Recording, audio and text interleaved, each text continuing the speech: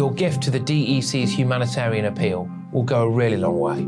£10 provides essential hygiene supplies for a person for a month. £50 provides blankets for 4 families. £100 provides emergency food for 2 families per month.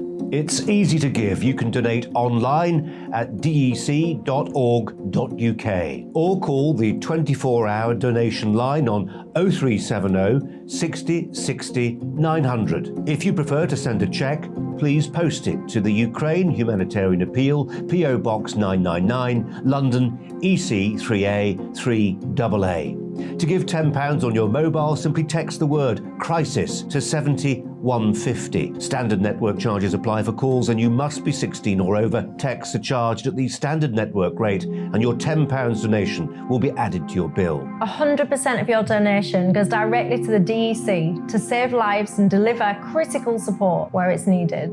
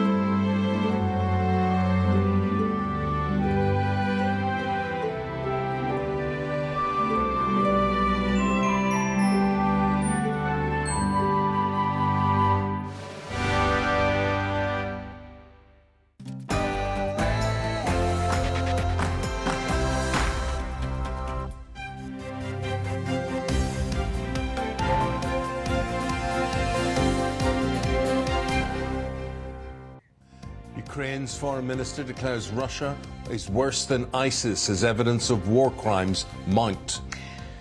Good morning. It is 6 o'clock on the 4th of April. This is Breakfast on GB News with Eamonn and Isabel. And this week, we're live from Manchester. We are on location. We are bringing the news to you. We want to hear what you have to say. We're in Manchester because, thank you, Manchester, you are our biggest growth area in terms of audience. And here's what's leading the news this morning. The Prime Minister, Boris Johnson, has joined the international community in condemning Russia after hundreds of civilian bodies are found in retaken areas around the Ukrainian capital. On Sunday, the Ukrainian president called Russian soldiers butchers. The Hungarian Prime Minister Viktor Orban has won a landslide 4th term, using his victory speech to take aim at the European Union, the media and President Zelensky. Meanwhile, the UK is to spend nearly £2 million to create more welcome hubs at airports, ports and train stations for Ukrainian refugees. They'll provide food, clothing and sanitary products to those fleeing from the war. And the MP, David Warburton, is admitted to a psychiatric hospital after a parliamentary inquiry was launched into his conduct. It follows sex and drug abuse claims about the MP in yesterday's Sunday Times. We'll be in Manchester for all of this week, so we want to hear your views. As Eamonn was saying, the reason we're here really is to say thank you to our fastest growing audience, to put you at the heart of our breakfast programme. So get in touch, let us know who you would like us to be talking to this week, what we should be highlighting, the issues that matter to you, and get in touch the usual ways. Email gbnews@gbnews.uk. I should say, Mary, Mary Alice been in touch on Twitter, and she says, in Manchester, Eamonn and Isabel, we do things differently here. We also have great taste. And Sadie Trent saying, ooh, on location today. We certainly are, Sadie, and we'll hopefully do it more throughout the year on and in the growth areas where you're watching and where you're listening. Let's start with the top story today. Well, it is day 40 of the Russian invasion of Ukraine, and world leaders have condemned atrocities in towns retaken by Ukrainian forces. Well, authorities say they've found what looks exactly like war crimes, and they've accused Russia of committing a massacre. Well, in Bucha, just outside the capital of Kyiv, bodies of civilians with bound hands and close-range gunshot wounds were found. Evidence of torture and mass graves was also present. Well, the Prime Minister condemned what he called the despicable civilian attacks, saying they were yet more evidence of war crimes. Ukrainian President Zelensky, addressing the Grammy Awards just a few hours ago, urged viewers to tell the truth about the war. The revelations of civilian executions come after a weekend of fighting around the capital, which Ukrainian forces liberated the entire Kyiv region. Well, joining us now to discuss the situation in Bucha and the broader fight against Russian forces is retired Air Vice Marshal Sean Bell. Welcome to the programme. Look, unfortunately, the newspapers this morning all leading with this story, actually absolutely unspeakable horrors being uncovered from around Ukraine. Yes, good morning, Isabel. It's awful to see this stuff appear. It's very difficult to comment on objectively. I think, a veteran, a lot of our military have been veterans of war these last 20 or 30 years, and there's nothing pleasant about war. And wars of national survival, which is what Ukraine's involved in at the moment, are particularly brutal. And I think, fortunately, we've got the international community roused, and the inspectors will collect the evidence. And as with previous conflicts, will assess where war crimes have actually been committed and bring those perpetrators to account, which is what we all hope will happen. Sean, it shocks you, but does it surprise you? Unfortunately, Eamonn, I think in a way, ever since the Second World War, we've been involved more of wars of choice in this country, and such dreadful scenes happen a long way away, and they're not really piped into our living room. The last time we had a war of national survival, which very few people, unfortunately, in this country are alive to remember, that's the last time we had similar sorts of levels of casualties and sort of indiscriminate targeting of civilians as well as military. And I think certainly the veterans who I meet as part of my sort of more charitable side, many of them won't talk about these times, and much of it is because the scenes were so dreadful, and yet they happen in wars of national survival, and nobody can excuse it. It's horrible to be piped into a living room, but unfortunately, this is the harsh realities of what happens in war. There is a shift in the rhetoric now, isn't there? Initially, this invasion was being blamed squarely on President Putin, but when you see evidence like this, when you see that Russian soldiers, whether they were conscripts, whether they were professionals, have committed these awful crimes, tortured children, bound women, reports of horrific rapes, that being uploaded onto pornography sites, I mean, absolutely awful scenes from places around the capital of Ukraine. It's shifting things now. This is a change. And we heard yesterday President Zelensky calling on the mothers of Russian soldiers, asking them to look at these pictures and to see the butchers that they'd raised. Yes, Isabel, I certainly, there's no way I can be an apologist for what's going on, but I do think we also have to be very careful, the impartiality of the Western press. We are only hearing, there's a war of information going on at the moment, and I think finding the truth of what's actually happened is exactly what we are very good at the West. And I think whatever the narrative, whatever the dreadful pictures we're seeing, I do think it's very difficult to comment objectively about this. And that's why the international community quite rightly are collecting the evidence, and in the fullness of time, those who have perpetrated these what look like dreadful crimes will be brought to book. Sean, here we are, day 40 of this invasion. You, as a retired Air Vice Marshal, have you changed your mind in any way? Do you think we should tweak or think about how we're providing air cover, or what happens next? Well, Eamonn, that is the key question, isn't it? I think most of the assessment of the intelligence community is that Putin's initial plan of taking the country in a couple of days failed spectacularly. And I think, as we saw around Kiev, we saw in the last few days a sort of consolidation of the Russian positions whilst they were scratching their heads to work out what do we do next.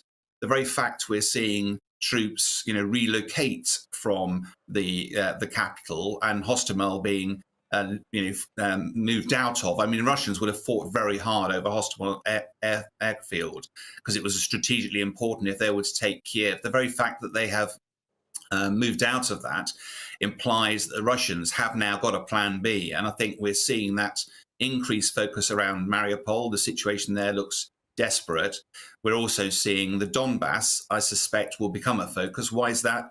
Three main reasons. The Donbass, the Russians have invested in that over the last decade with insurgency, and I'm sure they'll want to sort that out. Second reason is because the Russians have had all sorts of problems with logistics, but of course the Donbass is on the Russian border, so it'll make life easier for them to get men, material, weapons, fuel, etc. to feed the fight. And thirdly, as you say, air power, the Russian Air Force really has been neutered during this campaign, probably because of the effectiveness of the Ukraine resistance.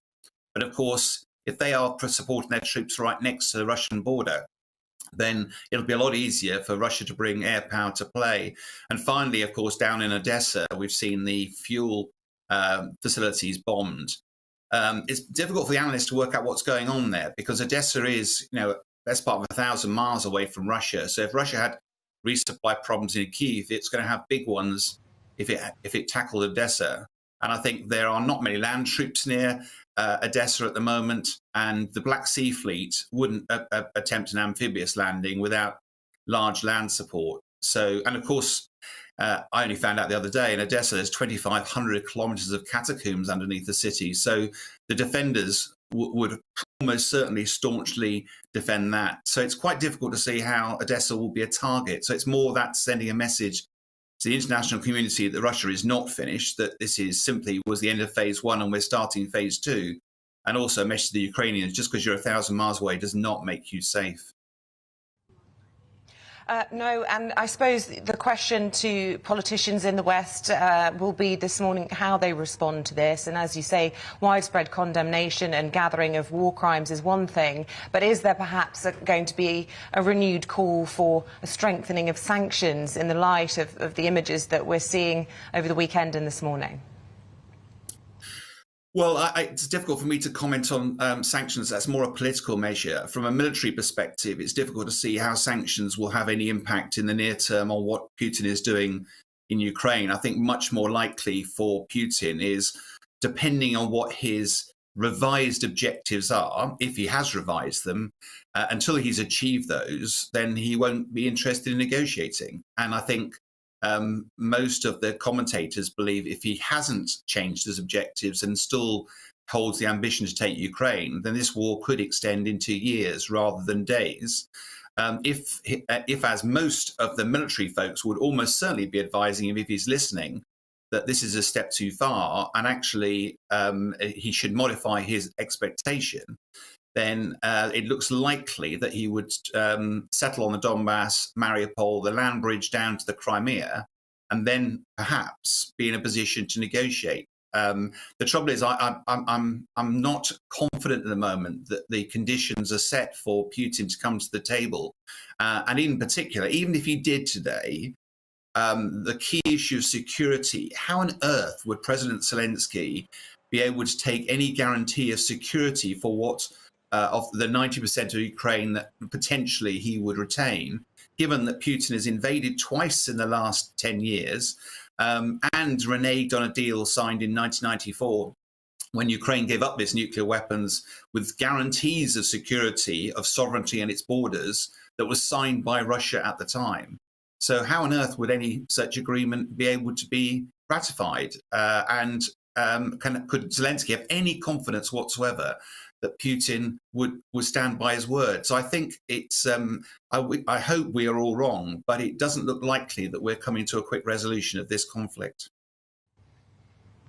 Sean Bell is a retired Air Vice Marshal. Sean, really appreciate your take on things. Thank you very much indeed for your time this morning. Good morning. OK, with the time at 6:12, let's bring you up to date on the headlines this morning. And Volodymyr Zelensky has made a surprise appearance at the 64th Annual Grammy Awards in Las Vegas via video link. He's been urging musicians to tell our story. He made an emotional plea, appealing to viewers to support his country against ongoing aggression from Russia, and told the crowd, "We defend our freedom to live and love to sound." The government's former ethics chief has reportedly been fined over the Partygate scandal. The Daily Telegraph says Helen McNamara, who used to be the Deputy Cabinet Secretary, received a £50 fine in connection with a leaving do held in the Cabinet Office in June 2020. This morning is the first day of the Easter holidays for many, and EasyJet's cancelled more than 200 flights as airports struggle to cope with crowds and staff shortages. It's blaming the disruption on a large amount of staff, with COVID leaving some passengers.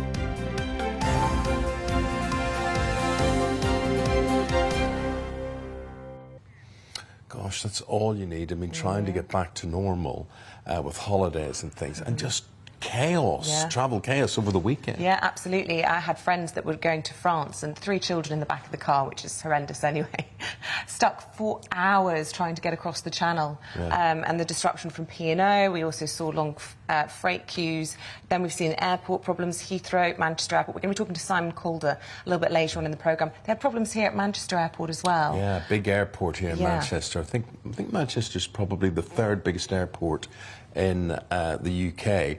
And so, you know, if you've got a horror story with travelling, it wasn't all that it was built up to be, or did you just decide, you know what, we're going to stay at home? Let us know this morning. So we are in Manchester today. Your second home, this, isn't it? Second home for me, sometimes my first home. But here we are, and all around us you can point, you know, Old Trafford, the most famous landmark that way, Coronation Street that way, Town Hall behind us there, the Etihad, Manchester City Stadium over there. There's just so much everywhere you look. And the thing about Manchester, I used to live here 30 years ago, and I lived here for 7 years. And it has, in the last 20 years, what's happened? Well, the population has almost doubled since the year 2000. So since you lived here 30 years ago, the city has absolutely exploded in terms of growth. You see all the flats popping up. And our audience is absolutely exploding here. Yes, we're doing so well here. And we get inundated with messages of support from this region, not just from Manchester, but from the whole northwest, really. Well, yeah, we're doing very well in Leeds, we're doing very well in Manchester, we're doing very well in Liverpool, and we're doing very well in Belfast as well. So, you know, thank you very much indeed. The idea of this GB News is catching on, so forget all those other channels on at this time of the day. This is the place to be, and we're coming out and we're seeing you. And today we've got our roaming reporter. He's going to be in Altrincham today. When we arrived yesterday, it was glorious sunshine. The views from up here, absolutely stunning. But I'm being told we've got proper Mancunian weather this morning. You might not be able to see yet, but the rain is pouring down the windows outside behind us this morning. The thing you can notice so much about Manchester is this big city feel to it, this big city skyline. But it's like Los Angeles, or it's like Dubai. There's just tar blocks absolutely everywhere. And there's building. I mean, I think we can have a look outside. Look at that. You know, there's just tar blocks and cranes everywhere. And they always say it's a great sign for the economy if you see cranes on the skyline, because they're building those high-rise buildings. None of those existed when I lived here in the mid-80s, early 90s. And it is incredible. It's just looks like Manhattan or something, doesn't it? Yeah. It does, exactly. So we're enjoying our new studio, and we are here all week. And we really want to get to the heart of this region, the stories that matter to you, as well as, of course, reflecting all of the national news as well. But, you know, this is what GB News is all about. OK. The Business Secretary has revealed that yesterday Britain could build 6 or 7 nuclear power stations. Well, it's going to take about 25 years or so in order to move away from oil and gas. Yeah, this follows reports that Boris Johnson and Mr Kwarteng have been at odds with Chancellor Rishi Sunak over how to secure funding for new plants. The government's hotly awaited energy strategy is set to be published this week on Thursday. OK, well, let's talk about that. Here's Francis Livens. Francis is director at Dalton Nuclear Institute, and it appears that nuclear is the anointed one, the chosen one. It's very interesting, Francis, because certainly when I was younger, it was completely taboo to talk about nuclear or the idea of having nuclear plants. What has changed in terms of safety, security, efficiency? I'm not sure a lot has changed in terms of safety and security. I think the big change has been the UK making its legally binding commitment to net zero by 2050, which means that the use of carbon-based fuels in the way we traditionally did it is no longer an option. So we need something else. And renewables like wind and solar, many people feel, won't fill the whole gap. So there is a need for some nuclear in the energy mix in the future. But Francis, when you saying there that nothing's changed in terms of security or efficiency, is that good or bad? Does that mean it never was that dangerous, or it's still a bit dodgy? No, I mean, in the UK we have an extremely good regulatory system, which is often viewed as being the gold standard around the world.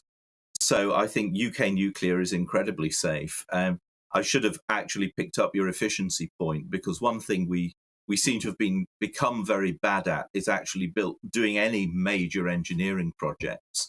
And elsewhere in the world, nuclear can be built on time and on budget. And that seems to be a thing that's not just in the UK, but in the US and other parts of the Western world, we seem to have lost the ability to do. But it is certainly something you could get back.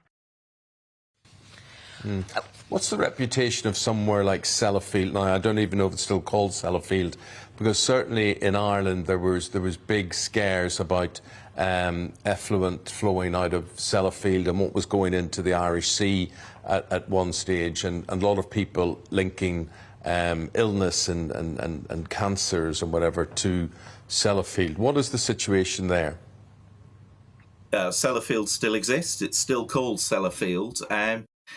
The big change there is that the UK has pretty much stopped reprocessing nuclear fuel, which is taking the used fuel, doing some chemistry on it, and recovering uranium and plutonium from it. So within probably a year or so, Sellafield will really be just about cleaning up the legacy of 75 or so years of operations. Discharges into the Irish Sea, which is actually where I started my nuclear interest many years ago, have gone down massively as they've improved effluent treatment and have been pretty much negligible since the 1990s. So Sellafield is no longer the big thing that it was.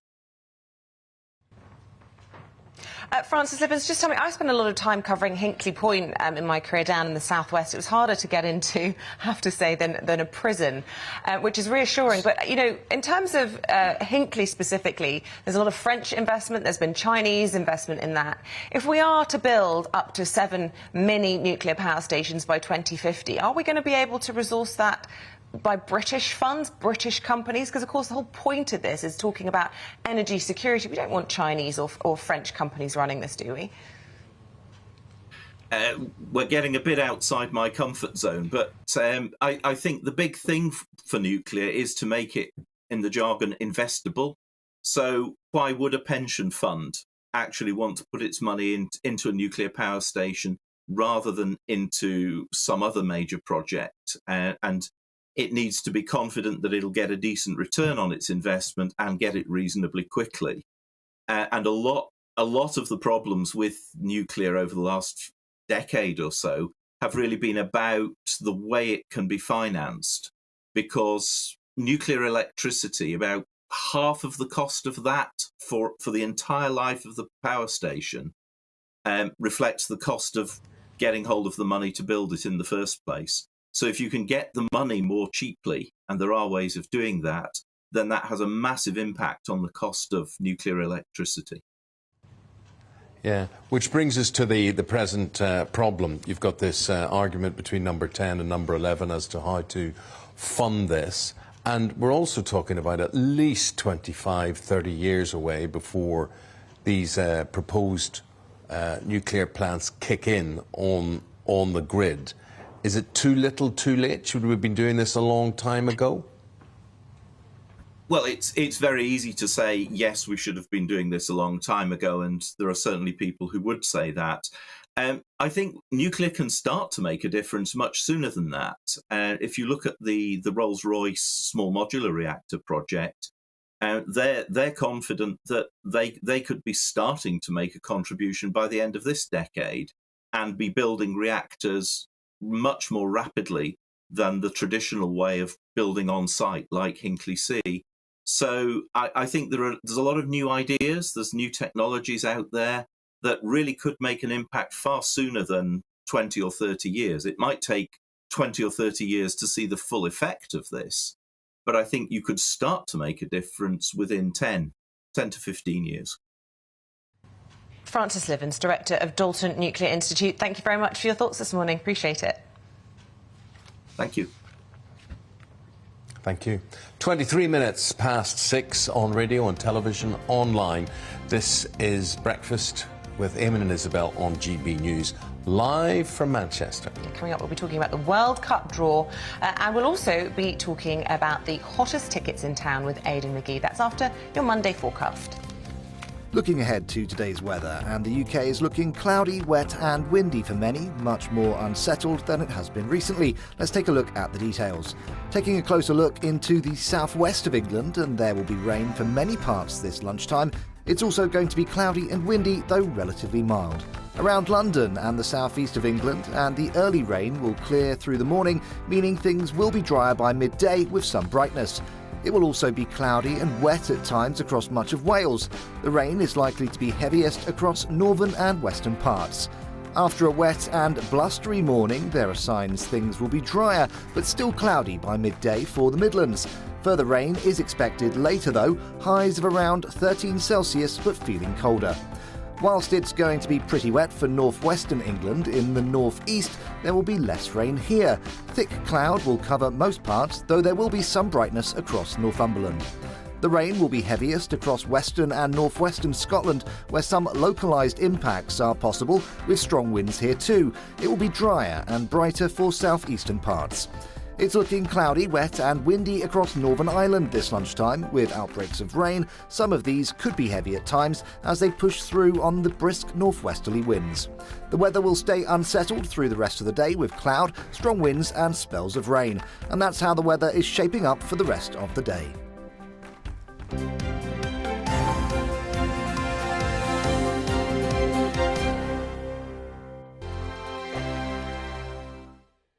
Europe is in the grip of the most devastating humanitarian crisis since World War II. The people of Ukraine are facing unimaginable suffering as their homes are destroyed and their loved ones are killed. Millions of people are being forced to flee for their lives, carrying only their children, their pets, and the clothes on their back. The pain, loss and destruction grows by the day. The people of Ukraine urgently need our help. Already a vast humanitarian operation is underway. Britain's Disasters Emergency Committee, or DEC, brings together 15 leading aid charities to respond to overseas disasters quickly and efficiently. These charities include the British Red Cross, CARE, Oxfam, Save the Children and World Vision. Their teams are working on the ground in Ukraine and neighbouring countries to bring vital aid to those who need it most. If you can spare it, your gift to the DEC's humanitarian appeal will go a really long way. £10 provides essential hygiene supplies for a person for a month. £50 provides blankets for 4 families. £100 provides emergency food for 2 families per month. It's easy to give. You can donate online at dec.org.uk or call the 24-hour donation line on 0370 60 60 900. If you prefer to send a cheque, please post it to the Ukraine Humanitarian Appeal, PO Box 999, London, EC 3A 3AA. To give £10 on your mobile, simply text the word CRISIS to 70 150. Standard network charges apply for calls and you must be 16 or over. Texts are charged at the standard network rate and your £10 donation will be added to your bill. 100% of your donation goes directly to the DEC to save lives and deliver critical support where it's needed.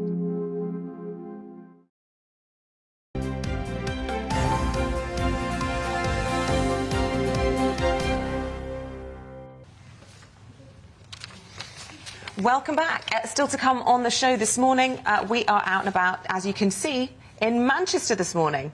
Yeah, look at that. That is the Manchester skyline. Sun yet to come up. It will be coming up very, very shortly in the next 10 to 15 minutes, and we're going to be here until 9:30 this morning. We are here in Manchester because this is the biggest growth of the area. It's the biggest growth of our GB News audience. So thank you very much indeed for that. Yeah. And thank you to Colin and Kent, who says very well and good you will be in Manchester, and it's an example of the dynamic, proactive approach of the GB News team. But come to Kent. Basically, he's saying hopefully Kent will follow Manchester and we can offer you fruits from our orchards. Oh, lovely. But don't miss the next line. It says, as well as a vindaloo. No, don't. Yeah, vindaloo, that'd be good. Yes, yes. Where do they do the curries? Where is it? It's in Kent. No, in Manchester. In Manchester, it's the Curry Mile. Yeah. So it's kind of Longsight, Fallowfield, Rushholme.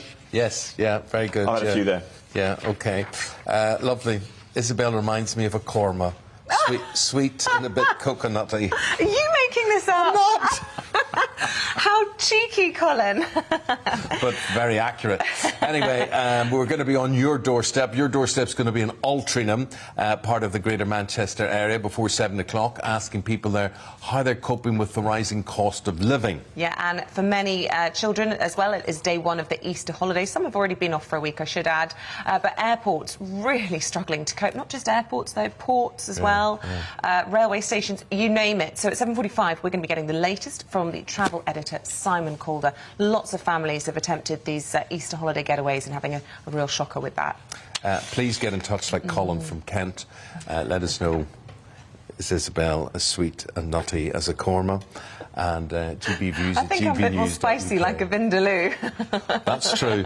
Bit of a jalfrezi going on there. Our tweet is at GB News. Right, we're going to talk to sport. Aidan McGee with us now. And Aidan, all about the big draw, the World Cup draw. All the groups were drawn on Friday. England, and how juicy is that going to be? Because they could be against Wales or Scotland.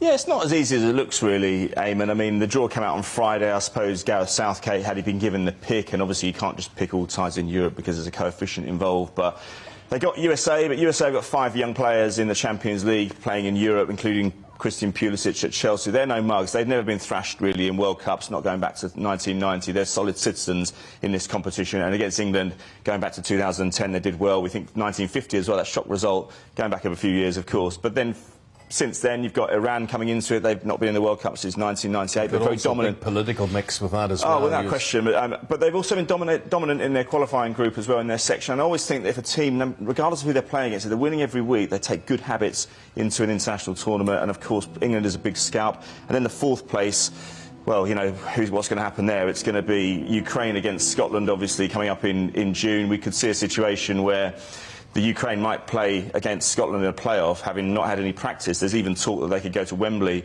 and play some club matches against some English sides to get some practice. But I really don't think that Ukraine game is going to play. I think it's going to happen. I think it's going to be very difficult. 18 of their 24-man squad plays at home. They could even be conscripted into fighting by then. Who knows what's going to happen in the next 2 months? There may not have been a more controversial World Cup, of course, and all of this happens this year in November. You've been to Qatar. Yes. I'll tell you what, it's the size of Yorkshire. I was there in 2010. I was writing Sam Allardyce's column in my News of the World days. I was there for a week at the Ritz-Carlton. My boss rang me up, Paul McCarthy, and said, Aidan, you're not just going there to do one column for a whole week in the Ritz-Carlton. Get yourself down to the Qatar local organising committee. There's the vote coming up later this year. Get some drawings, get some architecture. Let's show us exactly what a World Cup in Qatar might look like. They showed me everything. And these were people, these were foot soldiers on the ground. They were saying to me, listen, Aidan, we're just familiarising ourselves with the process here. We're not going to win. We know that. But lo and behold, 4 months later, they did win. Now, Eamonn, it doesn't take a fool to work out, but it doesn't take a genius, rather, to work out what happened.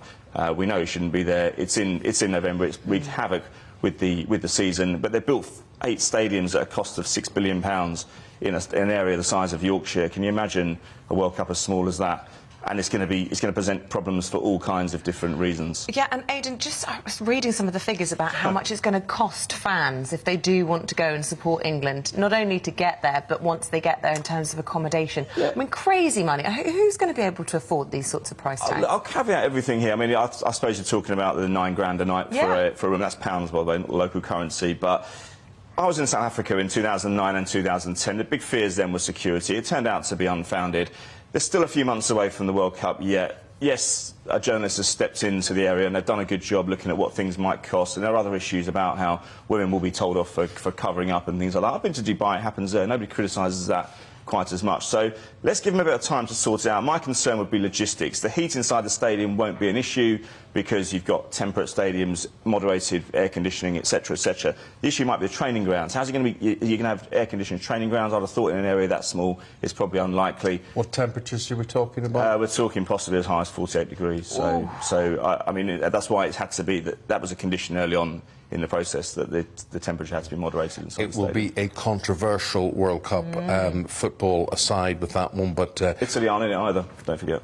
Italy are what? Italy are not in it. That's two World Cups in a row they've not qualified for, having won the Euros. Oh. Well, the group you've got to keep your eye on, Group B, England, Iran, USA, Wales or Scotland or Ukraine, to be decided. Aidan, come back and we'll talk more sport in about an hour's time. Thank you very much indeed, Aidan McGee.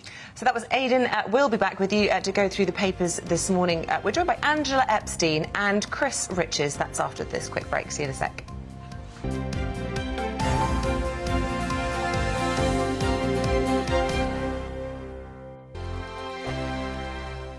Europe is in the grip of the most devastating humanitarian crisis since World War II. The people of Ukraine are facing unimaginable suffering as their homes are destroyed and their loved ones are killed. Millions of people are being forced to flee for their lives, carrying only their children, their pets, and the clothes on their back. The pain, loss and destruction grows by the day. The people of Ukraine urgently need our help. Already a vast humanitarian operation is underway. Britain's Disasters Emergency Committee, or DEC, brings together 15 leading aid charities to respond to overseas disasters quickly and efficiently. These charities include the British Red Cross, CARE, Oxfam, Save the Children and World Vision. Their teams are working on the ground in Ukraine and neighbouring countries to bring vital aid to those who need it most. If you can spare it, your gift to the DEC's humanitarian appeal will go a really long way. £10 provides essential hygiene supplies for a person for a month. £50 provides blankets for 4 families. £100 provides emergency food for 2 families per month. It's easy to give. You can donate online at dec.org.uk or call the 24-hour donation line on 0370 60 60 900. If you prefer to send a cheque, please post it to the Ukraine Humanitarian Appeal, PO Box 999, London, EC 3A 3AA. To give £10 on your mobile, simply text the word crisis to 70150. Standard network charges apply for calls and you must be 16 or over. Texts are charged at the standard network rate and your £10 donation will be added to your bill. 100% of your donation goes directly to the DEC to save lives and deliver critical support where it's needed.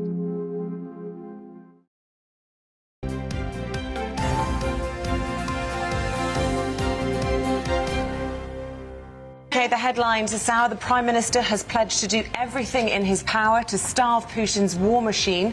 The Ukrainian President Volodymyr Zelensky says war crimes in Bucha and other occupied cities are to be examined by the UN Security Council on Tuesday. Following the attacks there, new satellite images show a mass grave in the grounds of a church in the city. The grave is said to be a trench approximately 14 metres long. The International Trade Secretary says the UK must build its green economy to eliminate Russian fuel from our energy mix once and for all. Anne-Marie Trevelyan says the UK must use its relationships with reliable energy partners to protect our supply chains and to steady the global market. A serving Metropolitan Police officer has been charged with sexually assaulting a colleague whilst on duty. The force say PC Joseph Demir from the North West Basic Command Unit was charged last month following an investigation into professional standards. The incident is alleged to have occurred in March last year when he was a student officer. He's due to appear at court tomorrow. At least 6 people have been killed and 12 others injured after a shooting in Sacramento in California. Police have closed off several streets while they investigate and are still searching for suspects. President Joe Biden has said America once again mourns for another community devastated by gun violence. The Labour Party says the average annual nursery cost for children under 2 has increased by almost £1,500 in 5 years. The party claims the expense is putting further strain on working families amidst the cost of living crisis.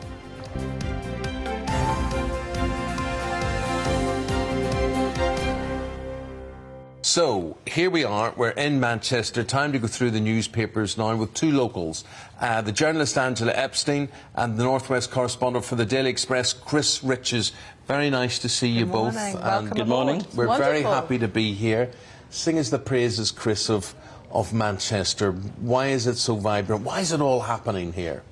Well, we talk about levelling up, and that's something the government, is a watchword of theirs at the moment. I feel that Manchester is a booming city. Birmingham claims to be the second city. I think Manchester is becoming the second city of this country. I think we've obviously got arts here, we've got industry, we've got science here now. Manchester University with their amazing science departments they've got there, producing a lot. I think there's a lot of investment in this city, and apart from the weather, as you can probably see behind you, I think it's a city to be. We won't talk about Manchester United. Mention the one thing I think that really, since the Industrial Revolution, has put Manchester on the map, and that is football.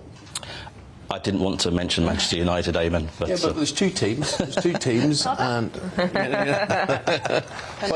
the thing is, you can't get a hotel room in this city come match day, and you know, it's done an awful lot to contribute to the status that they have.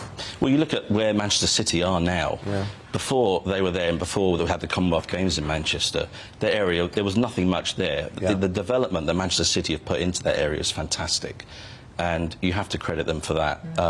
They've obviously got the training ground, they've got the women's team have their own stadium. There's this whole community aspect that people don't appreciate with both City and United, it has to be said. And I suppose where you have a burgeoning city, growing population, you also have a great source of news. There's no shortage of news in the North West. I don't think there's ever been a shortage of news. It's been a fabulous news town, Manchester. You know, Chris would know as well, being a newspaper man here.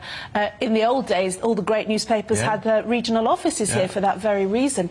The other thing that I would just say about Manchester very quickly is it's so compact. So just as an example, I mean, it depends where you live within the 360-degree circumference of the city centre, but the commuting is really good here. You know, my cab failed to show and I was here in 8 minutes. You can't do that in that London, you know. I tell you what, let's move, Eamonn. I'm sold. I'm sold. I was sold initially when I lived near the airport and the train lines and the motorways. Yeah. It was, I mean, the communication to get to anywhere else in the country is really very, very good. It could take you about an hour to travel maybe 2 miles in London. Yes, yeah. And also sort of working in London sometimes, and I've got my 2 older kids live there. But the other thing I would say, and it's true of a lot of great regional cities, I think overall is there's an atmosphere of conviviality and community here. People say, I've walked down the street and my pen's not working, I've got somebody on the phone from work, and I'll stop somebody and say, can I borrow your pen? I remember having a London commissioning editor on the phone saying, I can't believe you just stopped and asked somebody to borrow their pen. I can't believe that they ask that. That's always mystified me. I have a son who, you know, we live in Surrey, and he's moved to Manchester. To live, and it is completely different. And now he's picked up a Manchester accent. He's got a Manc accent on top of everything, you know, so it's all very good. Does he say things like, at the minute? It's like having Liam Gallagher living in your house. That's what it's like. Guys, let's get into the newspapers now. And Angela, you're going to start with this whole Ukrainian invasion by Russia. So for all the newspapers, words like genocide jumping out. Yeah, I think there's been a significant gear change here now. I mean, this was a conflict, this was a war, this was something that the Ukrainians didn't want, the invasion of sovereign territory. We know all those things. But now we're moving into very dark territory, because genocide, by definition, is the deliberate annihilation of a group of people. And we're talking about civilians now. In war, there is always a cost to human life, regrettable as it is, and it's horrible. But we expect when soldiers fight soldiers, however unjust the cause. But innocent civilians, when there's so-called humanitarian corridors, when they are just there as sitting ducks, and there is a deliberate, and some of the, you know, I don't want to go into the details here, but some of the stories that are coming out are so, we thought we'd park this. Some of the stories are so bad. Isabel and I had a talk yesterday about a story in the Sunday Times, and it was just so horrific. It's wrong that we don't cover it, but at the time of the day and the graphicness of what's involved in it, they sort of win, don't they? Yeah, because you don't want... It's not appetising discussion, but, I mean, we were talking specifically about the issue of women being raped, and that we're now getting these first-hand reports. We saw awful pictures of women attempting to burn their bodies and not having time to cover their tracks. The difference, I suppose, we've known, haven't we, that there have been war crimes going on, but now reporters are getting into these demilitarised towns and seeing it. We've got independent verification, and those war crimes investigators can also get in there. And Chris Richards, that's the take that your paper is looking at this morning, is that, you know, the West saying Putin's going to pay for this. I mean, the images are absolutely shocking, and we've been obviously seeing some of them on television, and they've been having to blur them out. They're that graphic. Boris Johnson, the front page of our paper, Boris Johnson's obviously saying these are despicable acts and something has to be done. But as Angela says, I mean, we thought we were beyond this sort of... this is World War II. It's horrific, this sort of thing. And the idea that people are being like, their bodies are like tied up and just discarded there and shot. These are executions. Mass graves. Let me just say, there's the front page of the Express, and this is Boris Johnson's words. Putin will pay for despicable war crimes. How will he pay? Because I don't believe he'll pay. I don't believe anybody will hold him to account. I believe he'll live in Russia or wherever. I just don't know what happens next. Well, that's the problem, isn't it? Because Russia aren't signed up to the International Criminal Court. So can anyone walk into Russia and grab Vladimir Putin and drag him out to The Hague? They did it with Eichmann in 1963. The Israelis did it when he was found. And I think the difficulty is I don't believe in competitive suffering, but there is a kind of tension here between, as you rightly say, the world needs to know, and yet the images are graphic. And there was the very famous, it's different but the same, when Richard Dimbleby went to Belsen at the end of the war, the BBC did not want him to broadcast what he saw, because, I mean, it was on an unrecognisable scale. You had 30,000 corpses piled up high, and the Holocaust is a difficult subject to put in the context of this. But in terms broadly about news coverage, it's interesting that even the news organisation said we can't, and he said, you don't broadcast it, I'm resigning, because the world has to know. And this is the difficulty that we have with this. The world has to know what's going on, as much as we find it hard to show viewers.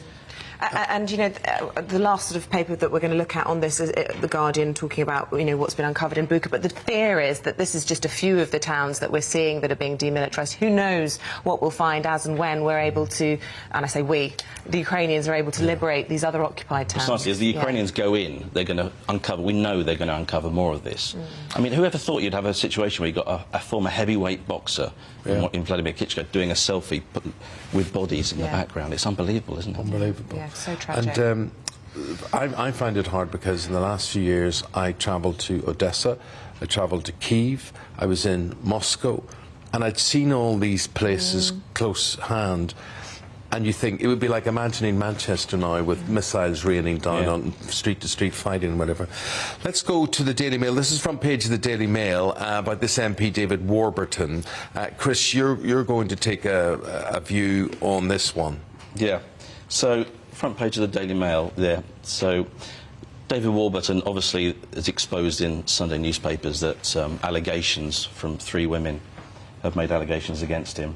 There's also an allegation of cocaine taking and also of a loan, £100,000 loan from a Russian businessman, which has been paid back. So this begs the question, I think, we talk about parliamentary standards. You know, here we have the politician here who has now apparently been placed into psychiatric hospital. His wife is speaking. She says she stands by him. But it's just another stain, I think, or an alleged stain on the Conservative Party. And this is a question, it's not a statement, but I just want to ask, I mean, he's admitted himself, or has been admitted to a psychiatric hospital. Yes. A lot of people will say, gosh, that, you know, is a bit of a cynical move. And the other question is, I don't know if you've seen some of the suggestions that MPs have been warned to watch out for possible entrapment, and suggestions that the Communist Party are looking to try and ensnare MPs in unfavourable situations. I don't know if you've seen either of those, but there's a lot of sort of almost defences for what's been happening. The Ukraine war here. gives it a new twist, doesn't it? And there's the feeling of, was he snared here? Is this you know, a way of trying to smear the Conservative Party and therefore Boris Johnson at the same time?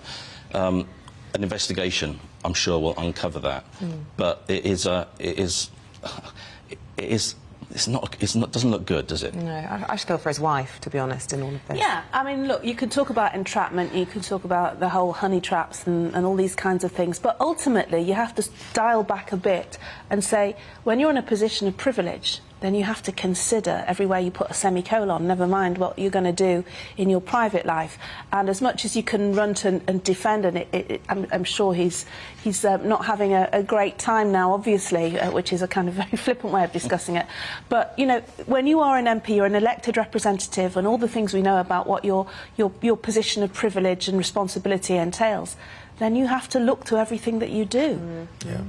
Angela, let's change tack now. We go to the front page of the Daily Telegraph, and this is about how lockdown has damaged children's education. Yeah, so this story is all about how babies and toddlers are not developing as well as they should, because they've not been able to interact as much with other children. So things like body language, things like facial expressions, language development itself, communication, has all been stymied by the inability to be with other you know, their peer group. And it's both shocking and entirely expected. It was such an assault on our connectivity and on our behaviour as human beings.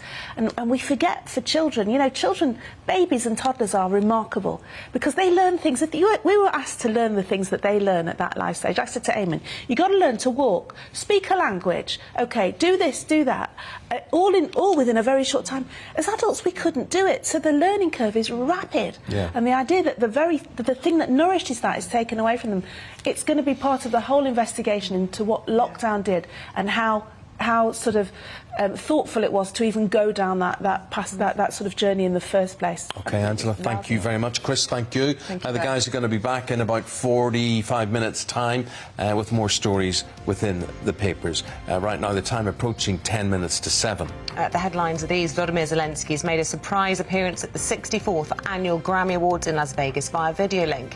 He's urged musicians to tell their story. In an emotional message, the Ukrainian president appealed to viewers to support his country against ongoing aggression from Russia and told the crowd, "We defend our freedom to live, to love." War doesn't let us choose who survives and who stays in internal silence. Our musicians wear body armor instead of tuxedo. They sing to the wounded in hospitals, even to those who can't hear them, but the music will break through anyway. We defend our freedom to live, to love, to sound. On our land, we are fighting Russia, which brings horrible silence with its bombs, the dead silence. Feel the silence with your music. Feel it today to tell our story. The government's former ethics chief has reportedly been fined over the Partygate scandal. Daily Telegraph saying Helen McNamara, who used to be the Deputy Cabinet Secretary, received a £50 fine in connection with a leaving party held in the Cabinet Office in June 2020. Today is the first day of the Easter holidays for some children. EasyJet has cancelled more than 200 flights as airports are struggling to cope with crowds and staff shortages. It's blaming the disruption on a large amount of staff with COVID, leaving some passengers stranded.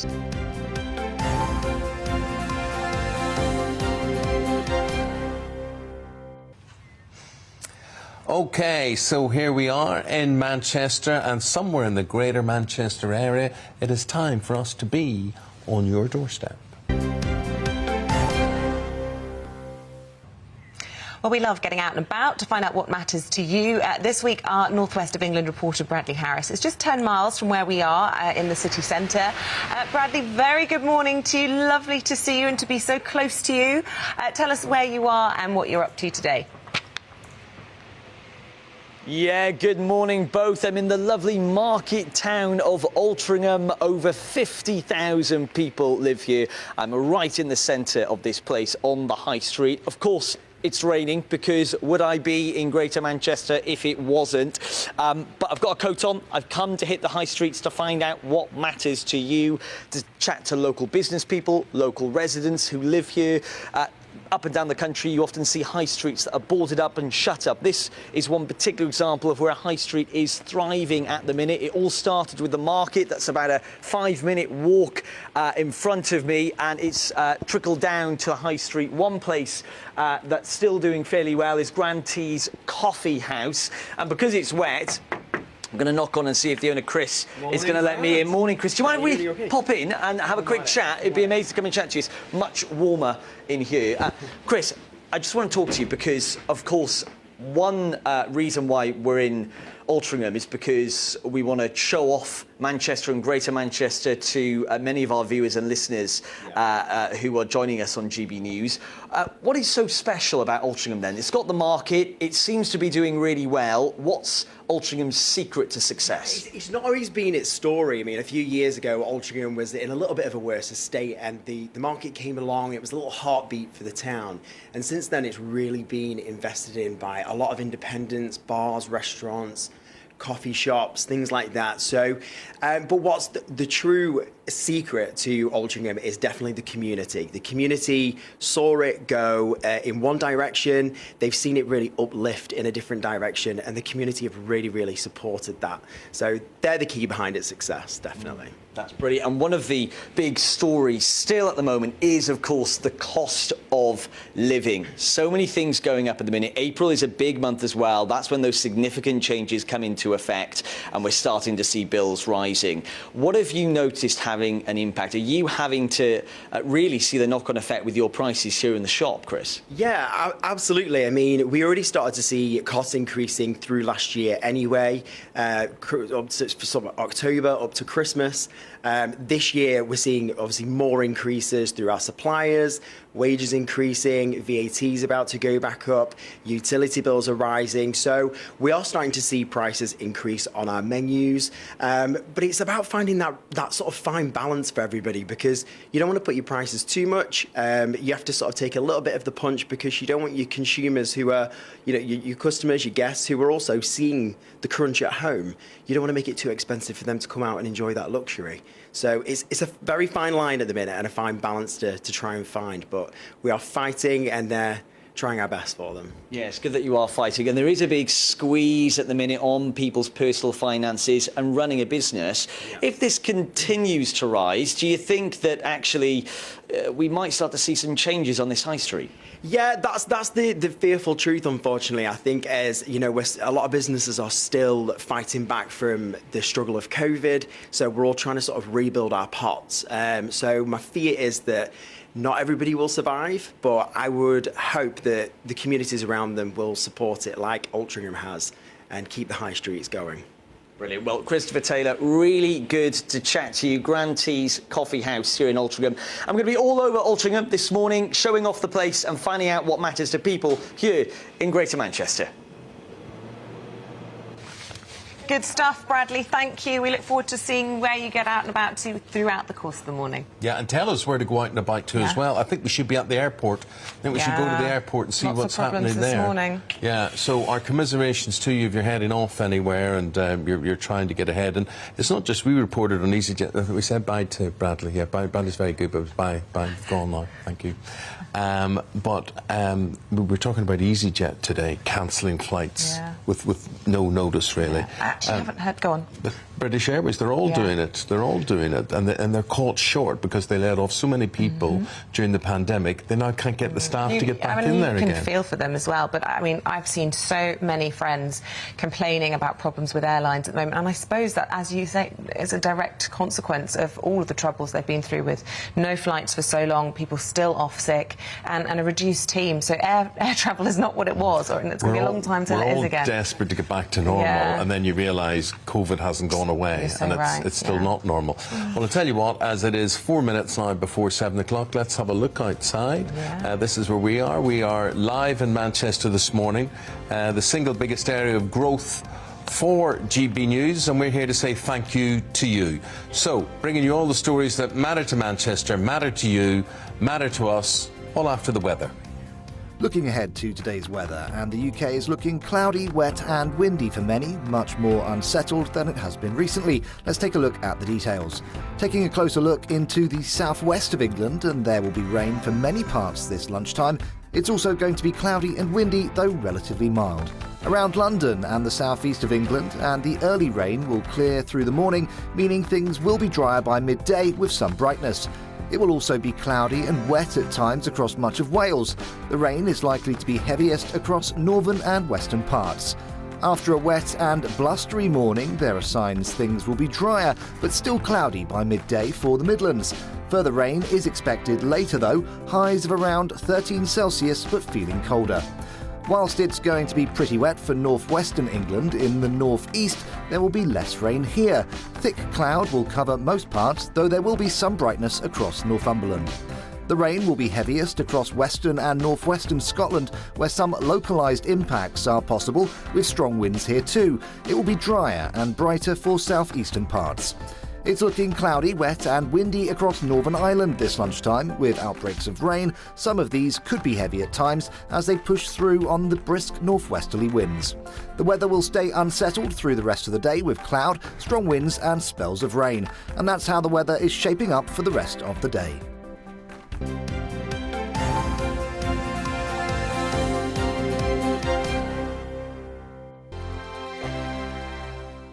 Europe is in the grip of the most devastating humanitarian crisis since World War II. The people of Ukraine are facing unimaginable suffering as their homes are destroyed and their loved ones are killed. Millions of people are being forced to flee for their lives, carrying only their children, their pets, and the clothes on their back. The pain, loss and destruction grows by the day. The people of Ukraine urgently need our help. Already a vast humanitarian operation is underway. Britain's Disasters Emergency Committee, or DEC, brings together 15 leading aid charities to respond to overseas disasters quickly and efficiently. These charities include the British Red Cross, CARE, Oxfam, Save the Children and World Vision. Their teams are working on the ground in Ukraine and neighbouring countries to bring vital aid to those who need it most. If you can spare it, your gift to the DEC's humanitarian appeal will go a really long way. £10 provides essential hygiene supplies for a person for a month. £50 provides blankets for 4 families. £100 provides emergency food for 2 families per month. It's easy to give. You can donate online at dec.org.uk or call the 24-hour donation line on 0370 60 60 900. If you prefer to send a cheque, please post it to the Ukraine Humanitarian Appeal, PO Box 999, London, EC 3A 3AA. To give £10 on your mobile, simply text the word crisis to 70150. Standard network charges apply for calls and you must be 16 or over. Texts are charged at the standard network rate and your £10 donation will be added to your bill. 100% of your donation goes directly to the DEC to save lives and deliver critical support where it's needed.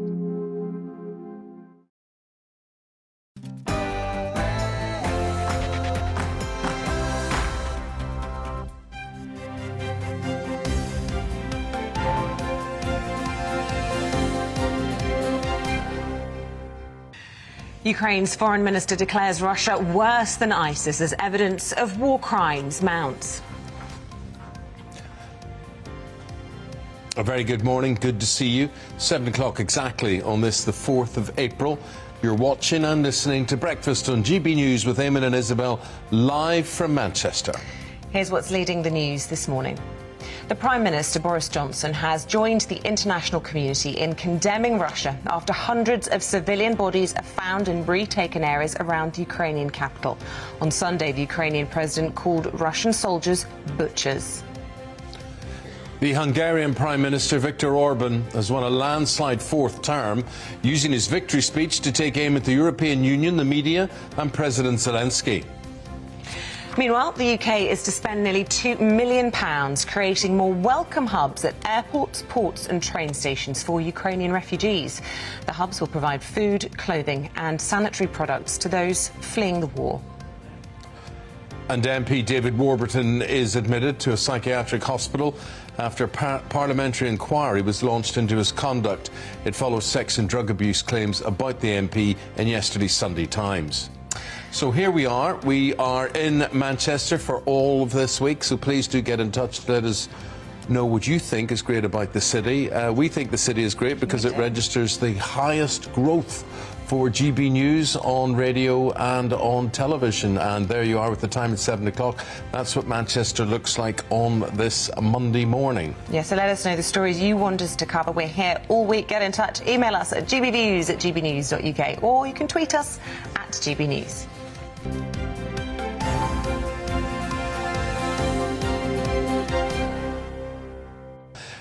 Now, we are in Manchester, and Manchester's had an amazing metamorphosis just in the past 20 years, where it has doubled in terms of population. Yeah, since the year 2000. And as you were saying earlier, it's a little bit like a Dubai landscape or Manhattan or something. Everywhere you look, it's cranes, skyscrapers, population around 2.7 million now. And it's definitely pushing to be second city in the country. I don't know if it's between Manchester and Birmingham, isn't it? But it's a close-run thing. Well, the thing is that we're here because our growth is fantastic, and we are here to say thank you to people and listen to what people have to say and tell us about the great city over the week. But we could equally be in Leeds, we could be in Liverpool, we could be in Newcastle, we could be in Belfast, where again we're registering, and in Derry as well. And North Wales, don't forget North Wales. So it's the audience is growing, and we thank you very, very much indeed. We can't do it right for everybody. We do our best to bring you an entertaining and informative breakfast show, and one that reflects what you think as well. So that's what we're there to do, and what we want to do is go around the country and be there in your area as well, on your doorstep. Yeah, but you have to give us the best growth rates. We're going where the growth is. So if you want us to come to you, you need to tune in and get us on all your screens, and we might be in your town next. Thank you. We are in the town of Altrincham, and we're going to be there on your doorstep later on today. OK, let's get on to our top story now. It is, tragically, day 40 of the Russian invasion of Ukraine, and world leaders have united in condemning atrocities in towns that have been retaken by Ukrainian forces. The authorities say they've found what looks exactly like war crimes, and they've accused Russia of committing a massacre. Well, in Bucha, just outside the capital of Kyiv, bodies of civilians with bound hands, close-range gunshot wounds and evidence of torture were found. Mass graves were also present at the site. So the British Prime Minister condemned the despicable civilian attacks. He said there were yet more evidence of war crimes. The Ukrainian President Zelensky, addressing the Grammy Awards just hours ago, urged people watching to tell the truth about the war. Well, the revelations of civilian executions come after a weekend of fighting around the capital in which Ukrainian forces liberated the entire Kyiv region. Joining us now, Colonel Hamish de Breton Gordon, former commander of UK and NATO chemical, biological and nuclear forces, to talk to us and give us his perspective. Colonel, looking at what has happened over the weekend and the advances the Ukrainian army are seemingly making, what's your analysis? Well, I think we're again at a pivotal point. The Ukrainian forces have done incredibly well. I think, as we've discussed before, the Russian forces have been very poor, and these suggestions that atrocities and genocide have taken place, and the pictures look very real, and the evidence is gathering, shows an indisciplined force in retreat.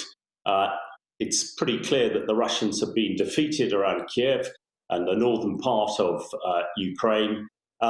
the difficult thing is what do we do now to support the Ukrainian people who have so bravely fought off this terrible invasion? Because anything through the United Nations, the Russians no doubt will veto, and some of their unsavoury partners. But it's very important that we do follow up. We get people in there to get the evidence so that at some stage, hopefully in the near future, that Putin and some of his cronies do get to the International Criminal Court. But we also need to keep supporting the Ukrainian military. They're going to have a hell of a fight in the south. Odessa seems to be the next focus for the Russians. But let's hope also, with the Russian army in defeat, perhaps we can sue for peace. And most important, as you said in your piece, we've got to get this information out there of these atrocities. We've got to let the Russian people know what is happening in their name so that they can unseat this dictator who is creating so much death and destruction in Ukraine. Yeah, and however unpalatable it is, we can't look away. You're absolutely right, Colonel. I want to ask you about Chernobyl because that's one of the areas that's been retaken by the Ukrainians. So really positive news. There have been lots of concerns in the last 40 days about the security of that nuclear site, but they've uncovered evidence there of trenches being built there, and there's worries about what that might mean in this former reactor. Well, you're right. It's very good news that Chernobyl's now back in control of the Ukrainian government. As you say, creating a defensive position around Chernobyl, it's in a very strategic place as well. Actually, it's probably on the main attack route if the Russians attacked from the north into Kyiv, which seems to have been the original plan. But if we've seen, they've been defeated completely. But if this is part of the Russian playbook, which we think it probably is, we understand that a number of Russian soldiers have died from radiation poisoning who were in the area of Chernobyl. There are another 5 power stations. At least one of them is in the hands of the Russians. Now, hopefully, the Russian intent is just to control the power in Ukraine. If they have more sinister intent of using these to threaten or as actual weapons, because we know what happens with nuclear accidents. You get a tremendous amount of radiation and what we call downwind hazard in fallout, then that is bad news. But we must stay together. And I think one of the really good things about this conflict is the international community have come together. They've completely caught the Russians by surprise in this endeavour. And now the Russians are in defeat. What we must do now is try and sue for some sort of peace so that Ukraine, this brave nation, can start rebuilding and get back on its feet. And if it means that the Russians hang on to a little bit of Ukraine in the east, then that's probably a price we'll have to pay. Look, there's been this shift, hasn't there? We're getting more independent stories, journalists being able to get into some of these areas that were affected, which they weren't able to do until the Ukrainians recaptured, places around Kyiv. But what we're hearing now is also, as you described, the brave actions of ordinary Ukrainians. Reports over the weekend of poisonings of Russian soldiers, whether that be lacing pastries that they offered to soldiers. We also heard about, I think, something like 500 Russian soldiers being very, very ill from poisoned alcohol. And given your expertise, I just wanted to ask you your response to that. Well, I think if you look into history, when you have a determined defence by a population of a country, it's very different fighting in your own country to defend the country and your livelihoods than a ragtag army like Russia of conscripts who have sort of been forced into Ukraine. It's all about morale, and I think what the Ukrainian people have done so well is attack the Russian from all sides. And I would never condone poisoning people. That is not the way to go about things. But the fact that they are attacking the morale of the Russian forces, which in effect has created their defeat in places like Kiev and other areas, it just shows how terribly brave these people are. The situation, as you said, unfolding, some of the dreadful things that have happened, the mass graves, the bombing of the theatre, the killing of hundreds of civilians, bombing of hospitals, bombing of schools. I mean, this is just shocking. The resilience the Ukraine people are showing is absolutely fantastic, and we must all support them to keep going so that we can get a resolution that sees Ukraine back to somewhere as it was before the invasion happened.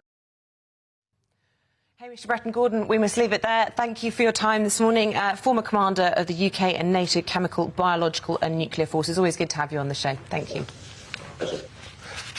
Well, it's good now we're here in Manchester to bring you a picture of what Manchester is like socially, politically, and a new poll indicates that Boris Johnson could be in hot water because the soaring cost of living is losing him voters ahead of next month's local elections. Now, we've got political commentator Stephen Carlton-Woods here to tell us more about this.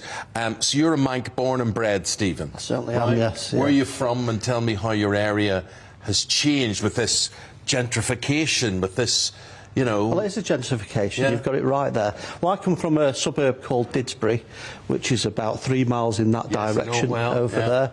And where I come from, it was terraced houses. Yeah. With, we had the old brick air raid shelters out the back. Yeah. Outside loo. A coal bunker outside loo with a tin bath hung behind the door. Yeah. But you couldn't buy one for love nor money now, I would have thought. It's out of my price range. Yeah. You're talking about £400,000 for a house there now, and no space. Where the house I live in now is like 5 times bigger and only worth half as much. So how do you reconcile that with the growth, with the employment, with the reputation that Manchester is getting? I mean, there always has to be room for working people to live in their own town. The problem is, like people like myself are priced out of areas where we grew up. There's a lot of media people could be living there, push the house prices up, and it's seen as a very affluent area. We should say this is a media hub. This is a media hub for ITV. Well, we've got Media City just over the back of you there. The BBC as well. And even when I lived here, Richard and Judy used to live in Didsbury. That's right, yes. Where you're from. Just round the corner from me. Yeah. My brother's wife lived next door to them. No wonder you couldn't afford to live there once they moved in. So tell us politically how Manchester is controlled. So Labour, Andy Burnham, he's the man, he's the mayor. He's the mayor of Greater Manchester. Right. So the council area of Manchester is quite different. There's 10 boroughs around Greater Manchester, and there's only one controlled by the Conservative Party, that's over in Bolton, but all the rest are controlled by Labour. What went wrong and when did it go wrong for the Conservatives? I would say, well, we've not had a Conservative elected councillor for like 28 years in Manchester, and it was the time of Margaret Thatcher, and obviously we had the just before the Thatcher era we had the winter of discontent. Everyone went on strike. I remember my school closing down for about three months, and then when Mrs Thatcher came in, there was this hatred all of a sudden with the miners' strike and all that lot, and it sort of escalated. So Conservatives can be a dirty word in Manchester in some areas. Forgotten then, I suppose, and that's what you know. You talk about Bolton being held by the Conservatives, and you wonder. Well, we had Trafford for many years, but held by the Conservative Party, and then that was lost a few years ago, and we've just seen that go into decline. Look, you've got a situation now, this whole cost of living crisis, right? There was disappointment with the Chancellor last week, people thinking he had a chance to show that he could do something about this, that he could help ordinary working people. I suspect he hasn't done him, or indeed the Conservatives, come these local government elections, any good. Well, the thing is, if we look at what we've been faced with as a nation for the last 2 years, we start off with a pandemic, and the way the mainstream media portray the whole thing, we've had a crisis every month all the way through this for 2 years, really. We had PPE shortage early on. We had empty shelves, which was a result of the crisis about lorry drivers and things like that. We had education and exams, and the list goes on. We had riots as well for a short start time, with people tearing statues down and people defending statues. So there's a lot of things gone on. The interesting thing, this all started, I suppose, when they really turned on the government on a narrative with Dominic Cummings when he went to test his eyesight for 30 miles, and we've had a knock-on effect from that. But when we look at today, and the latest thing being the cost of living crisis, because everything has gone up all of a sudden for many different reasons, and to point the finger at the government and say, you know, this is the government's fault, this is political shenanigans from other parties, really. Again, trying to score political points just to get, you know, try and win a few votes over. It's still not a good look. Oh, no, it's not, no. But what can the Chancellor do? He's between the rock and a hard place. He can't do right for wrong. Everyone's going to, whatever he does, he's going to be criticised. So Manchester is not going to go blue anytime soon, is that what you're saying? The current situation in Manchester, we've got 93 Labour councillors, we've got 2 Lib Dems and 1 Green. And there's, from the figures I'm aware of, it's very unlikely to be returning a Conservative councillor. Despite that, what is it like to live in Greater Manchester, to live in the city that you do? Well, the first good thing for me, we've got the greatest football team in the area, which is Manchester City. What? I think this interview's over. On that one, yeah. So I'm a lifelong City fan. I was there at the cup final, at the playoff final against Gillingham, when there was minutes to go and we're 2-0 down, and then we got the equaliser and then But won on it's penalties. amazing what the transformation of City has done. These two teams, I mean, United historically, City moving out of Main Road and whatever, and what they've created and what they have done as well for their local community in a desert sort of area. Yeah, well, don't forget, this happened before the big money came in as well. Yeah. I think Francis Lee was chairman at Manchester City when they decided to give up Main Road and then move to a new build, because that was the opportunity that arose from doing the Commonwealth Games. And there was a nice new stadium. How was that, those Commonwealth Games? It was a long time ago, you know. Yeah, that was when they called it the Council House, wasn't it? Because it was owned by the council. Well, it still is owned by the council. They lease it. I think it's on... and they tried to buy the lease off and the council wouldn't sell it, and they offered a considerable amount. But it is hard to quantify, to say to people what football, what a vibrant football club, and here we've got 2, and you could count Salford AFC as well in all of that, what it does to an area. I mean, these hotels, you can't get a hotel on a match day in this city, and the spill-on effect... Well, that's only on United match days, because Mancunians support Manchester City. Got me there, Yeah. got me there. Well, it's great talking to you anyway, Stephen. Stephen Carlton-Wood. And how would you describe your job? You are chairman of Altrincham Community Media, yeah. So we have quite a few students from Salford Uni, media students. This week we've got a TV journalist doing a master's degree. Oh, so that's what we need to do. We need... Also called Isabel. Oh, really? Is that right? Yes. We could maybe be lecturers. Never been there. seen in the same room. Respectability, something like that. Stephen, thanks for talking to us. Really appreciate it. It's a nice change to come in the studio as well. Yeah. It is. Well, we're going to give you a view outside the studio now. We're going to show you outside on this misty Monday morning in Manchester. But there it is. That's the view from where we are in the Hilton Hotel on Deansgate, from the skyline, the Sky Bar here. Yeah, we're doing things a bit differently all week, and as Eamonn's been saying, we are here to say thank you to our biggest growing audience based in the Northwest. Lots more coming up, including that World Cup draw that's in a moment. See you after the forecast. Looking ahead to today's weather, and the UK is looking cloudy, wet and windy for many, much more unsettled than it has been recently. Let's take a look at the details. Taking a closer look into the southwest of England, and there will be rain for many parts this lunchtime. It's also going to be cloudy and windy, though relatively mild. Around London and the southeast of England, and the early rain will clear through the morning, meaning things will be drier by midday with some brightness. It will also be cloudy and wet at times across much of Wales. The rain is likely to be heaviest across northern and western parts. After a wet and blustery morning, there are signs things will be drier, but still cloudy by midday for the Midlands. Further rain is expected later though, highs of around 13 Celsius but feeling colder. Whilst it's going to be pretty wet for northwestern England, in the northeast there will be less rain here. Thick cloud will cover most parts, though there will be some brightness across Northumberland. The rain will be heaviest across western and northwestern Scotland, where some localised impacts are possible, with strong winds here too. It will be drier and brighter for southeastern parts. It's looking cloudy, wet and windy across Northern Ireland this lunchtime, with outbreaks of rain. Some of these could be heavy at times as they push through on the brisk northwesterly winds. The weather will stay unsettled through the rest of the day with cloud, strong winds and spells of rain. And that's how the weather is shaping up for the rest of the day.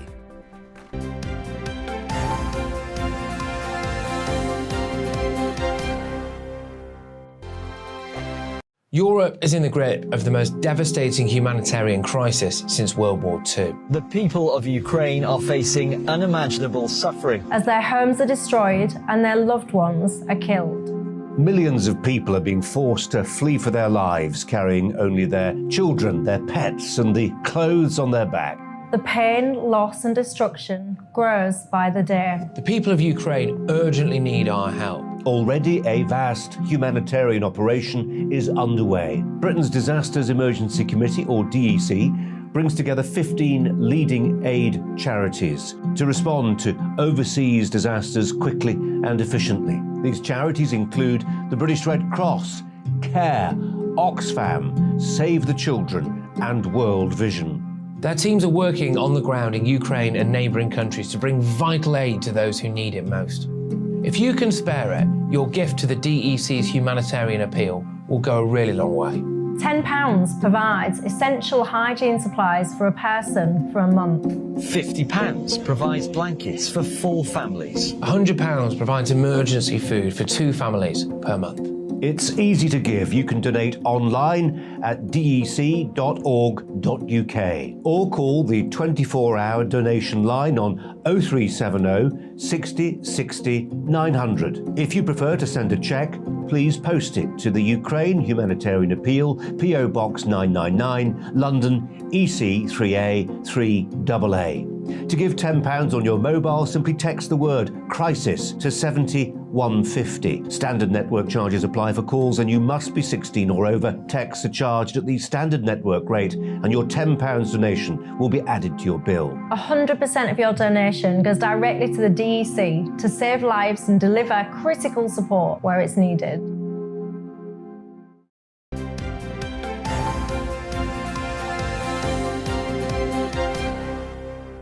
Great Northern Railway Company's goods warehouse. That's our view from our vantage point here this morning, just beside the exhibition centres and the Midland Hotel here in central Manchester. Still to come on today's show, live from Manchester. It's Easter holiday time, but airports are struggling to cope. At around 7:45 this morning, we'll be getting the latest from the travel editor, Simon Calder's. Lots of families have attempted getaway this holidays.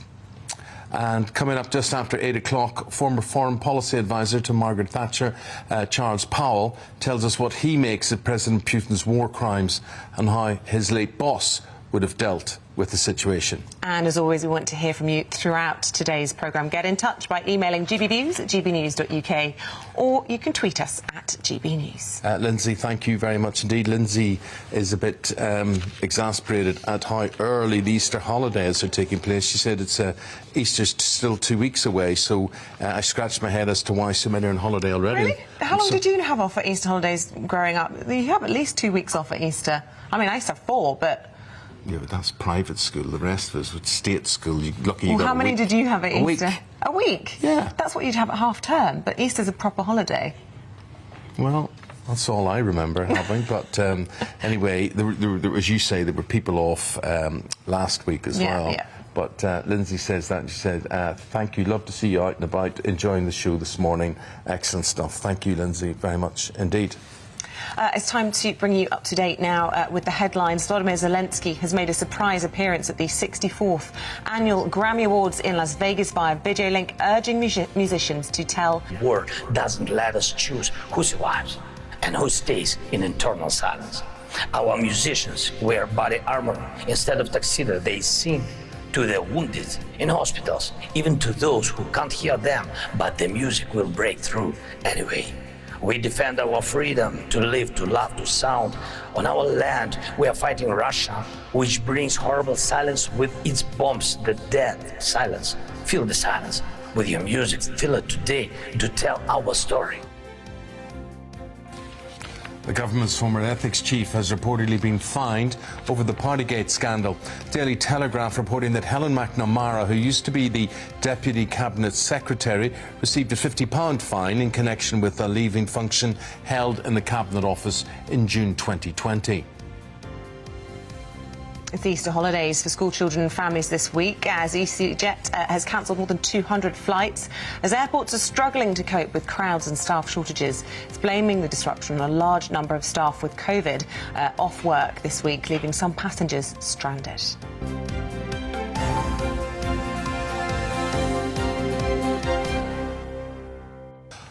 OK, now to the sport. And on Friday, England, Scotland and Wales discovered their fate for the 2022 World Cup group stage.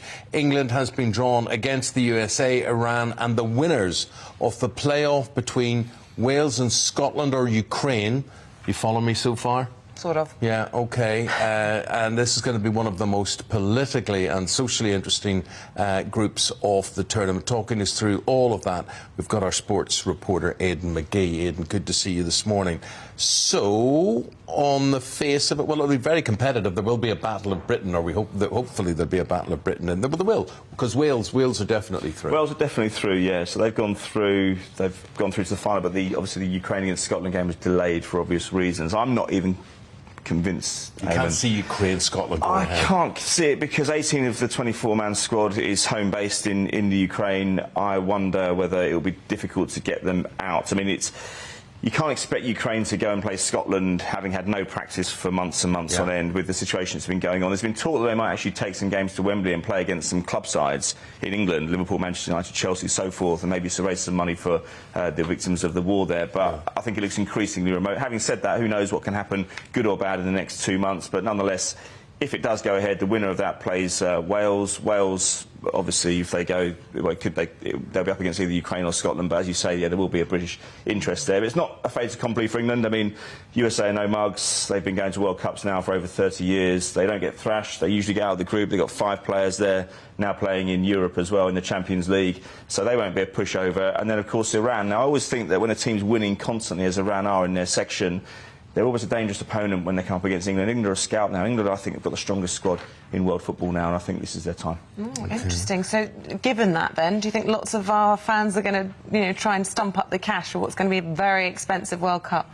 They will, but it's just going to be so much different, Isabel, from anything we've known previously. I mean, I remember growing up watching kind of the European model, traditional old-school World Cups in places like Spain in '82, Italy in 1990. Then we started seeing USA in '94, a little bit different. Then you started seeing the split nations as well, Japan and Korea in 2002, which was just 2 years after the Euros in 2000, which didn't really work very well. We could this week see Manchester come into focus again because the Euros could be awarded here for 2028, and that could be a UK bid, which could see Scotland, Ireland, Wales, Northern Ireland and England all involved. So many social aspects to this Qatar World Cup, which will happen in November.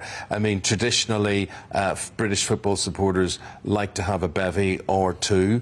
And what's going to happen there? You can buy alcohol outside of the stadium. So I think one of the concessions the local organising committee have made is that there will be kind of fan parks around the grounds. But you can buy drinks inside. They'll be marketed as bevies, as we might call them, but they're not going to be no alcohol, zero alcohol. So alcohol outside the stadium, not inside. The hotel bars are very difficult anyway. I mean, I've been to the area before.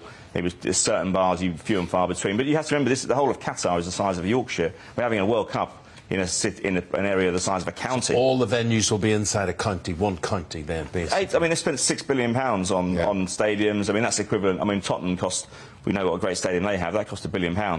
And so we came in 6 of those. Not too far from here, where we are this morning, is Wrexham and the heady heights. So this story. Yeah, these are the film stars Ryan Reynolds and Rob McElhenney. I've never heard of him. Who's he? I don't. I'm just all about Ryan Reynolds. All about Ryan Reynolds then. And they made an appearance at the weekend. They did, yeah. It was the FA Trophy. So Bromley played off against York in the other one. Bromley's where I live. That's why I got that in there. But yeah, Wrexham beat Stockport, which obviously Stockport's a local side to here as well. So a little bit of disappointment with that. But yeah, it was 2 goals to nil.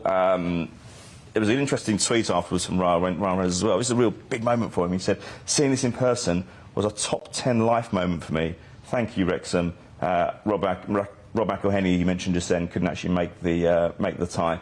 but they're in action on Tuesday night as the host Barnet. A win, according to this sheet here, will take them back into second place in the National League table. So it makes you wonder why they're in now. I think they're looking to make a Netflix documentary out of it. It helps if you're winning, doesn't it? It helps if you're winning. It does help. Thanks very much indeed, Rob. Aidan, sorry, good seeing you. See how I got you mixed up with one of those Ryan films? Reynolds' mates. Yeah, there you go. Compliment. Thank you, Aidan. So 7:30 the time. And up next, we're going to be going through the newspapers with Angela Epstein and Chris Riches. They both live here in Manchester, and they'll be bringing the news to you right after this.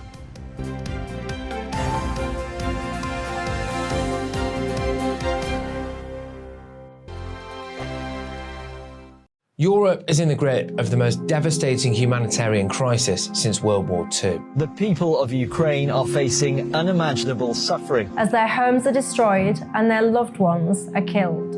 Millions of people are being forced to flee for their lives, carrying only their children, their pets, and the clothes on their back. The pain, loss and destruction grows by the day. The people of Ukraine urgently need our help. Already a vast humanitarian operation is underway. Britain's Disasters Emergency Committee, or DEC, brings together 15 leading aid charities to respond to overseas disasters quickly and efficiently. These charities include the British Red Cross, CARE, Oxfam, Save the Children and World Vision. Their teams are working on the ground in Ukraine and neighbouring countries to bring vital aid to those who need it most. If you can spare it, your gift to the DEC's humanitarian appeal will go a really long way. £10 provides essential hygiene supplies for a person for a month. £50 provides blankets for 4 families. £100 provides emergency food for 2 families per month. It's easy to give. You can donate online at dec.org.uk or call the 24-hour donation line on 0370 60 60 900. If you prefer to send a cheque, please post it to the Ukraine Humanitarian Appeal, PO Box 999, London, EC 3A 3AA. To give £10 on your mobile, simply text the word crisis to 70150. Standard network charges apply for calls, and you must be 16 or over. Texts are charged at the standard network rate, and your £10 donation will be added to your bill. 100% of your donation goes directly to the DEC to save lives and deliver critical support where it's needed.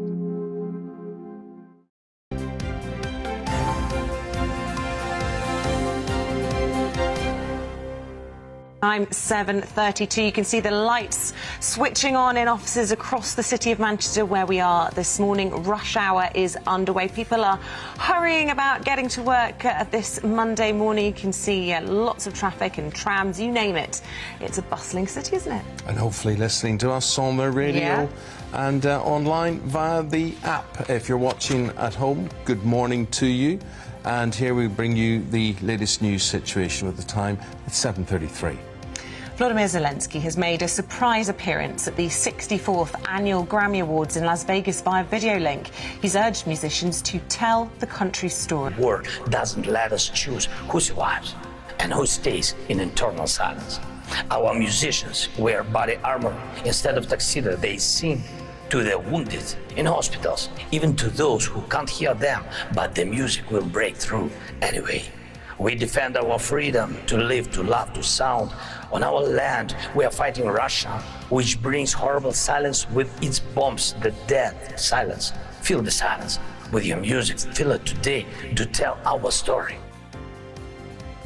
The International Trade Secretary says the UK must build its green economy to eliminate Russian fuel from our energy mix once and for all. Anne-Marie Trevelyan says the UK must use its relationships with reliable energy partners to protect our supply chain and steady the global market. In other news, a serving Met police officer has been charged with sexually assaulting a colleague whilst on duty. The force say PC Joseph Demir was charged over an incident which is alleged to have occurred in March last year when he was a student officer. He's due to appear in court tomorrow. The government's former ethics chief has reportedly been fined over the Partygate scandal. The Daily Telegraph reporting Helen McNamara, who used to be the Deputy Cabinet Secretary, received a £50 fine in connection with a leaving function held in the Cabinet Office in June 2020. At least 6 people have been killed and 12 others injured after a shooting in Sacramento in California. Police have closed off several streets while they investigate and are still searching for suspects. President Joe Biden has said America once again mourns for another community devastated by gun violence. The Trades Union Congress is calling for the government to come clean over its plan for workers' rights after reports of a delay in bringing forward an employment bill. In a letter to the Business Secretary, the union said the need for new legislation has never been more urgent following the P&O scandal.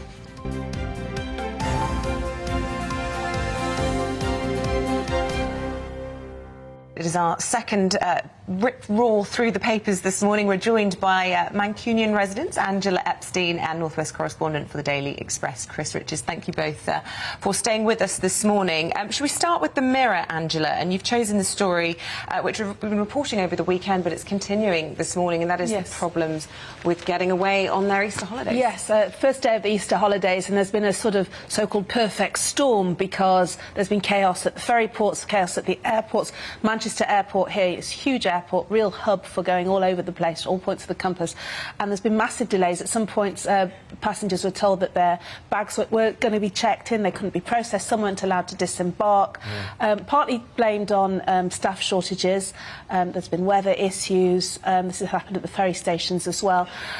For me, you know, Chris also being a Mancunian resident as well, you know, Manchester Airport is our place to get the getaway if we're ever fortunate enough to do so. And having been fortunate enough to use the airport a number of times over the last year, it's really, really sort of disappointing that, you know, the aviation industry were crying out for help to get back into gear because of lockdown and pandemic. But that time hasn't also been used to look at the whole time and motion issue of getting people processed through the airport. You know, we're a huge airport hub, and I don't understand why that's still not been sort of refined. It's always a nightmare. Airports it's getting worse, or maybe I'm getting older. It's definitely getting worse. Because airlines are cutting standards. You know, they treat us all like cattle. The way the criticisms, Chris, the way they used to treat football supporters, you're herded in, herded out.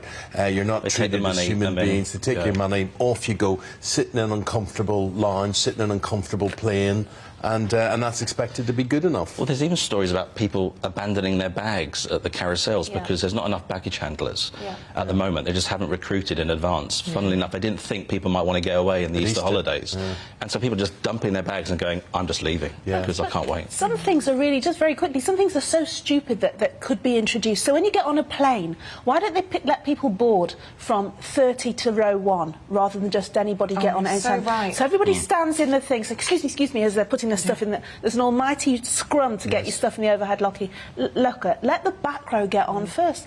That doesn't involve sort of, you know, huge changes at management or being signed off in But I always say this, we talk about decorum and a code of manners and whatever.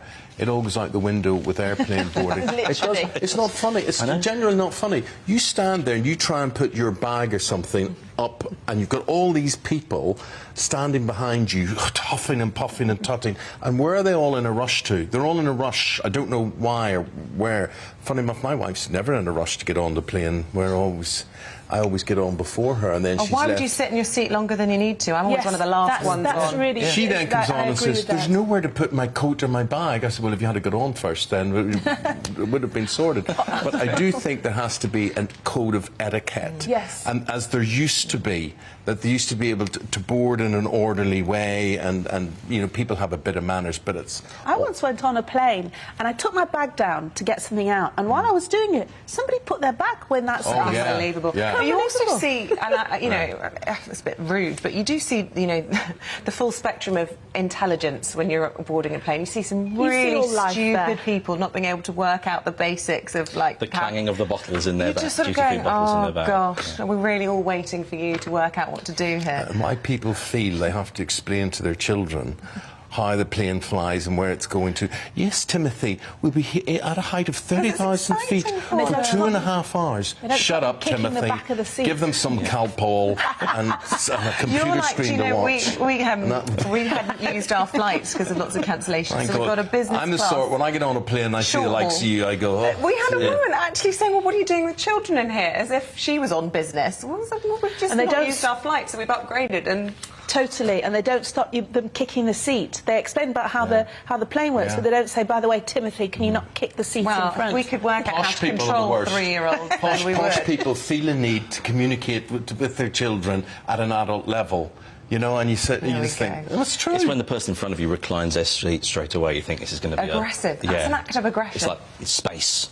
But it's the airline to blame, because it used to be you were able to do all of these things and you had a decent-sized seat. But even what is termed business class, it's just economy. It's all economy. They're all budget airlines now. I mean, who could you name? I've never flown Etihad or Qatar, but I imagine the Middle Eastern airlines are the only ones, really, not the American ones, not the British ones, not the European, but the Middle Eastern ones are the only ones that supply any level of luxury, I would have thought. I remember flying to China and everyone was smoking on the plane. Oh, no. This is after the ban. They were just, we were right by, by one of the emergency exits, and that was where everyone decided to be the smoking area for the trip to Beijing, just puffing away. I kid you not, this was like a scene from a film. I remember boarding a flight to Hungary once, 30 years or so ago. And the people got on at the Budapest end. I remember this person got on with a chicken in a cage. It was like a movie, right? And people would get on with the videos and televisions and all sorts of things. Baby car seats is a classic. It's just incredible, just incredible. Oh God. So let's talk now about the cost of living situation. So this is from The Guardian, Chris. Yeah. And bus fares. Look, I look out my window here and I see the trams in Manchester. I remember them being built. And they're well used. Yeah. They're really well used. I rarely have ever seen buses that are well used. No, that is true. But the trams are brilliant. They could run a little bit later, I think, in Manchester sometimes. But they're really well used. And there are so many buses in Manchester as well. My children, they both get buses every morning to their schools. It's like a 40-minute bus ride. And here, this story here saying that 1 in 4 bus services in England have been axed in the last 10 years. I mean, that's crazy. I mean, we should be making buses free. Just get people on buses. People haven't got the money to afford expensive bus fares, so they're not using them, apparently. So these buses are going around, a third full. So it would be cheaper, it would be more beneficial for us if we underwrote them rather than just charge people. I think so, yeah, because we want to encourage people to get out there to their schools or get to the shops. Leave their cars behind. Don't use taxis. And the infrastructure exists because there's bus lanes everywhere. Yeah. You know, I mean, Greater Manchester City Council only stay in profit because of the number of bus lane things that they what do they call them? Fines. Tickets. Yeah. You literally get one tyre slightly over and you get it. Somebody's making a I got a fine when the front wheel of my car went 6 inches over the white line of a bus lane because I was coming round a corner. Well, there's real inches or car inches there. You know? Look, if it was a VAR decision, you were offside. Yes. That's I wanted them to go to the screen and have another look. Let's go. Can we talk about the story of Prince Andrew in the Daily Mail? Obviously, lots of discussion about whether he was trying to make his comeback after the memorial last week for his father, but he's involved in yet another scandal now. I literally have to read the allegation because it's so complicated. It's only 3 lines. A Libyan gun smuggler linked to Colonel Gaddafi introduced Prince Andrew to the alleged fraudster who gave him and his family more than £1 million. It's emerged, obviously, and unpack that, if you will. The upshot is there are some allegedly murky goings-on, some transactional relationship whereby he and Fergie, his ex-wife, have trousered a significant amount of money, allegedly. Trousered is a great word. It's a great word. It's a good description, isn't it? Yeah. You see, the bottom is, however, on board, up board, underhand, whatever it is, the fact is there's always an opportunity, it seems, for them to beg for money. Look at the... You're right, Eamonn. Look at the money. There's a mysterious £350,000 payment to Andrew, £225,000 to the Duchess of York, £25,000 to Princess Eugenie. Oh, and a £750,000 gift for Princess Beatrice's wedding. I mean, you know, that's serious money. I mean, my son just got engaged. I hope we're not looking at those sorts of figures for making a wedding. Yeah. Well, we haven't got a response from him, but we have to give him the benefit of the doubt until we know otherwise. Why are Brits drinking more, Chris. This is in The Sun. Yeah, this is a Tracy Bowles story in The Sun today. And it's probably one of the least surprising stories I think we'd probably see today.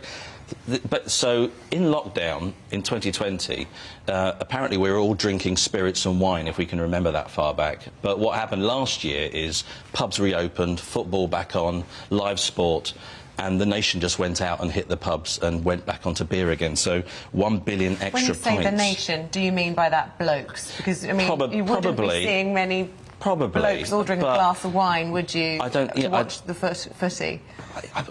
Yes, I think...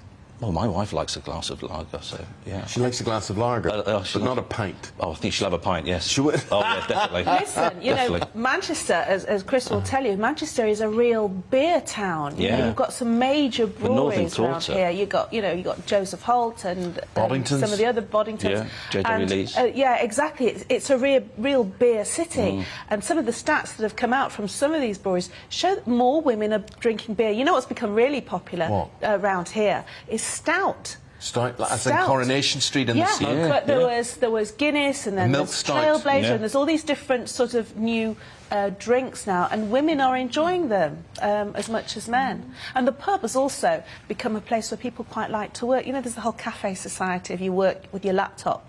And Debrett's last week released a list of rules about how to have etiquette when you're working in a cafe. Working in a pub is actually much cosier, because, you know, they have armchairs and there's... Roaring fires. Yes, exactly. Take your dog in. Yeah, so, you know, they're less... So maybe that's where part of the beer's coming from. Speaking as a Tottenham Hotspur fan, I needed to drink a lot last year watching that games. But you see, I think the advert for pubs, I mean, probably no establishment anywhere in the country could have done more than the Rovers' return.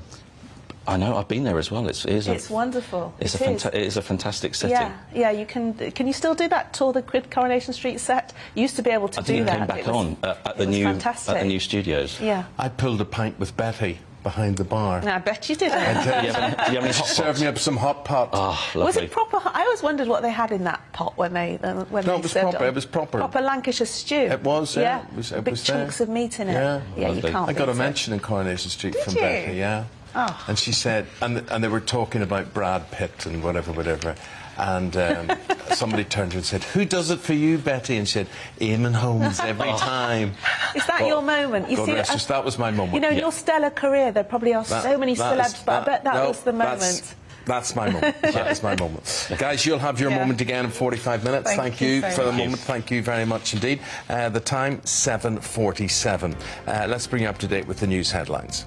Volodymyr Zelensky's made a surprise appearance at the 64th Annual Grammy Awards in Las Vegas via video link, urging musicians to tell our story.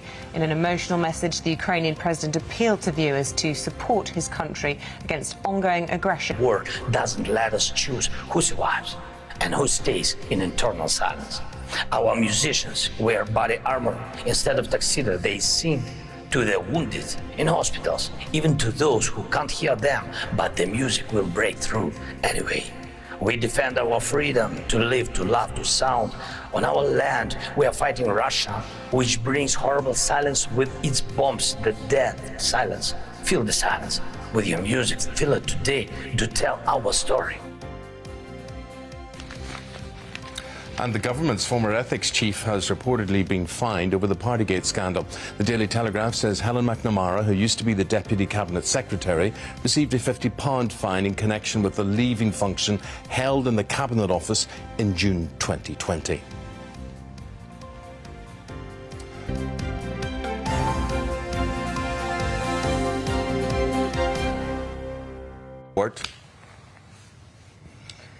So we are in Manchester this morning. The sun has risen on, well, it's a bit of a damp and grey day. I think that may be a bit of an exaggeration. It's not dark anymore. The sun hasn't risen, it's just getting brighter anyway. It's brighter. We're in Manchester, in case you haven't noticed this morning. It's our fastest growing audience here. We get inundated with messages of support from this region. So we're here to say thank you. And we're out and about on your doorstep.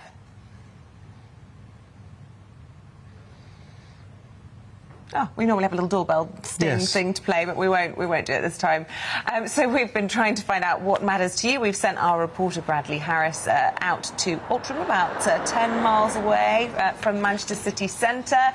Hello again to you, Bradley. What are you up to this time? Yeah, hello, good morning both. The rain, I was going to say, has just stopped, but it started to pick up again now here in Altrincham. But as I say, it wouldn't be Manchester without its rain, would it? I've come a little bit away from the high street. I've come into the suburbs because, of course, it is about what matters to you on GB News. So I've come to this lovely street here, Moss Lane. They've got a lovely local pub. They've got a petrol station that we're going to be visiting a little bit later on as well, because of course we're going to be talking about fuel. This resident here, Steve, who I'm going to be chatting to, has an electric vehicle.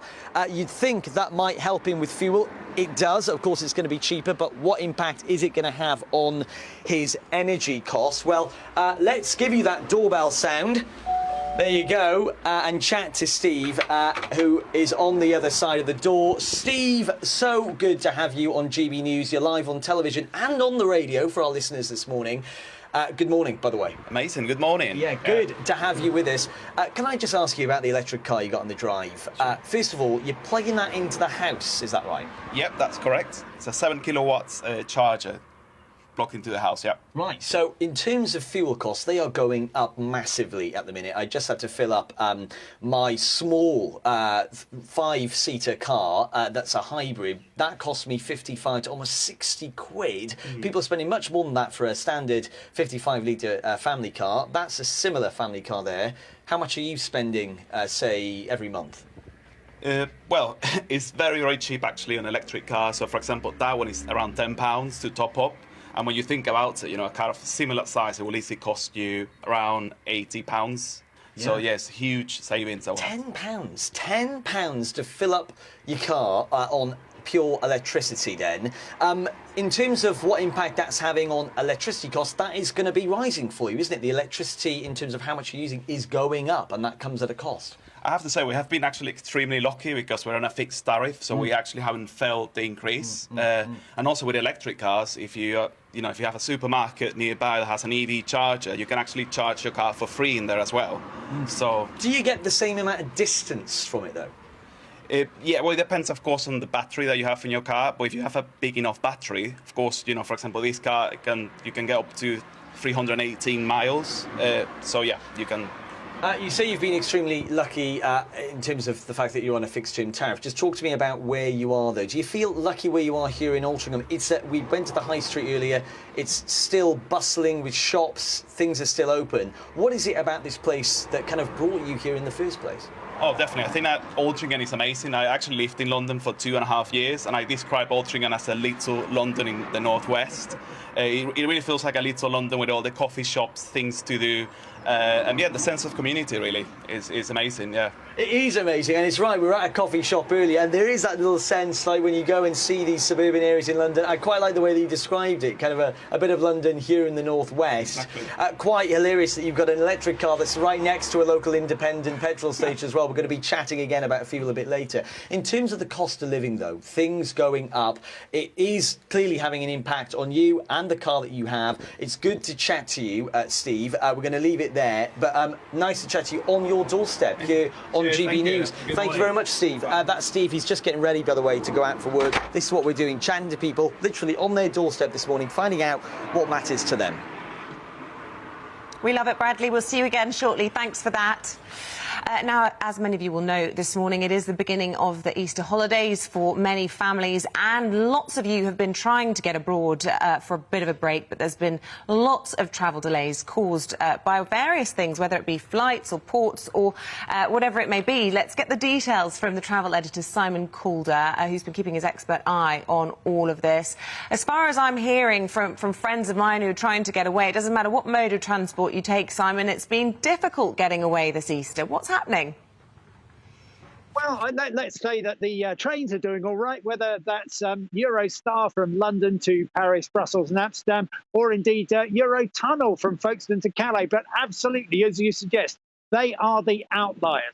Let's start on the skies. Here at Heathrow Airport, well, there's a flight taking off behind me, but frankly, there's an awful lot of cancellations too. British Airways has cancelled about 90 flights so far today. Many of those were notified in advance. EasyJet, over 100 flights. You can see on those pictures there's problems at the UK border coming in. There's problems when you're going through security going out. And that's been a particular problem at Manchester Airport. Also, I'm hearing reports of problems at Stansted. And of course, this comes at a time when many families are getting away. It's the first holiday they've actually had for a couple of years. And some of them are sort of just failing at first base with flights being cancelled, no alternatives being offered, and them just being left stuck. But fortunately, the law is on your side. If you're one of the tens of thousands of people whose flights are being cancelled today, then the airline absolutely has to get you to your destination as swiftly as possible. They have to provide compensation if you've been held up by more than 3 hours, and they're also going to have to get you some hotel accommodation if you're stuck. Of course, most people simply want to get away, get a break, get some sunshine.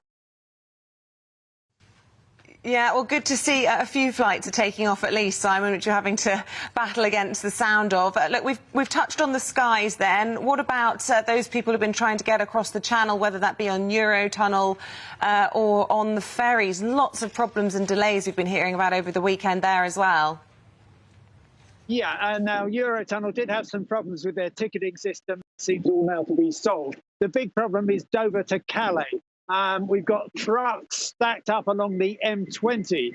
That's because, of course, of the problems we've been reporting on P&O ferries.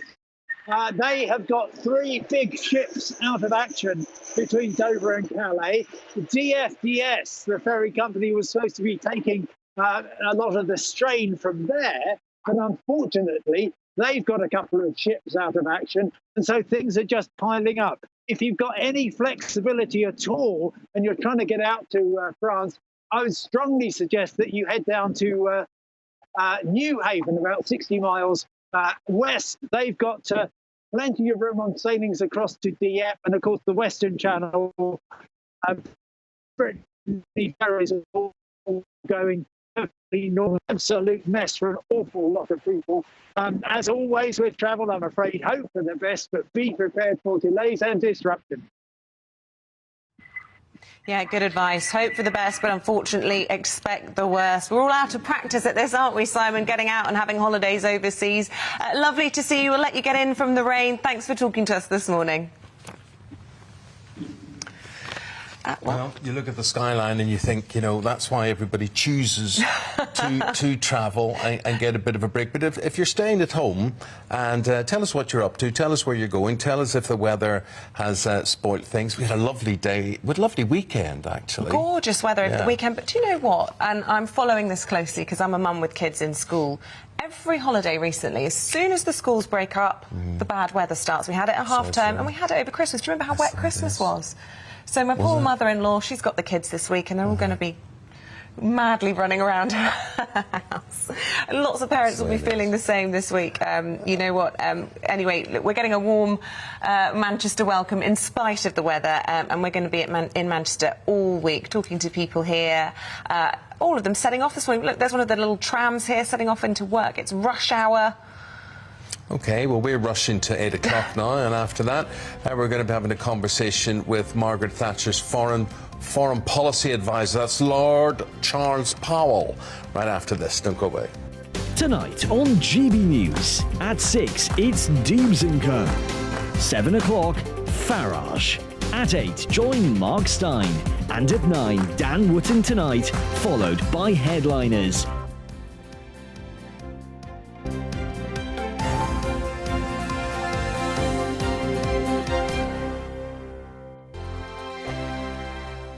Europe is in the grip of the most devastating humanitarian crisis since World War II. The people of Ukraine are facing unimaginable suffering as their homes are destroyed and their loved ones are killed. Millions of people are being forced to flee for their lives, carrying only their children, their pets, and the clothes on their back. The pain, loss and destruction grows by the day. The people of Ukraine urgently need our help. Already a vast humanitarian operation is underway. Britain's Disasters Emergency Committee, or DEC, brings together 15 leading aid charities to respond to overseas disasters quickly and efficiently. These charities include the British Red Cross, CARE, Oxfam, Save the Children and World Vision.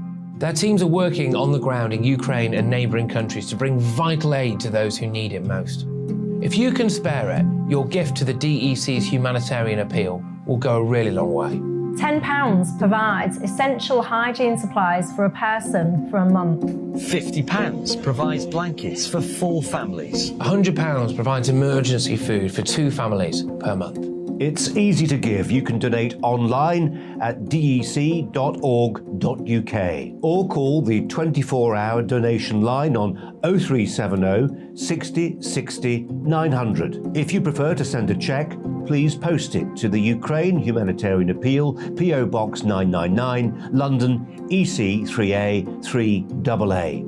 To give £10 on your mobile, simply text the word crisis to 70150. Standard network charges apply for calls and you must be 16 or over. Texts are charged at the standard network rate and your £10 donation will be added to your bill. 100% of your donation goes directly to the DEC to save lives and deliver critical support where it's needed.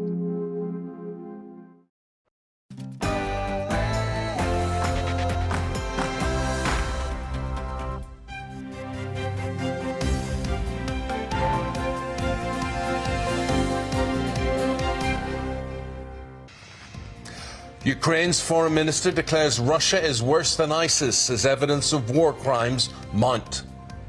Good morning. It is 1 minute past 8 on the 4th of April. This is Breakfast on GB News with Eamonn and Isabel. And as you can see this week, we are live from Manchester. We're reflecting where you're watching from, and we've come to Manchester because it has our biggest audience and our biggest growth in audiences, and we really appreciate it. So whether it's online, whether it's on radio, that's DAB+, or whether it's on your television, here's what we're leading with on the news this morning.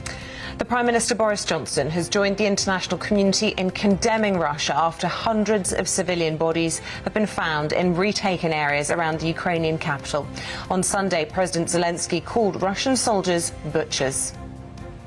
Meanwhile, Britain is to spend nearly £2 million to create more welcome hubs at airports, ports and train stations for Ukrainian refugees. The hubs will provide food, clothing and sanitary products to those fleeing the war. MP David Warburton has been admitted to a psychiatric hospital after a parliamentary inquiry was launched into his conduct. It follows sex and drug abuse claims about the MP in the Sunday Times. So, as we've said, we're going to be in Manchester all of this week, reflecting Mancunian voices as to not only in terms of accent, but as to what they've got to say and what is of concern to them. Get in touch. Let us know what you think is great about this city, who we should be talking to and what we should be highlighting. You can email us at gbviews@gbnews.uk, or you can tweet at gbnews, and we could be coming to a city near you. So big growth in Derry, big growth in Belfast, Liverpool, Manchester, Leeds and Newcastle. So we could be coming your way soon, unless, of course, if you're in Kent or something and Tunbridge Wells overtakes all that lot, then we'll be there. We follow the viewers and the listeners.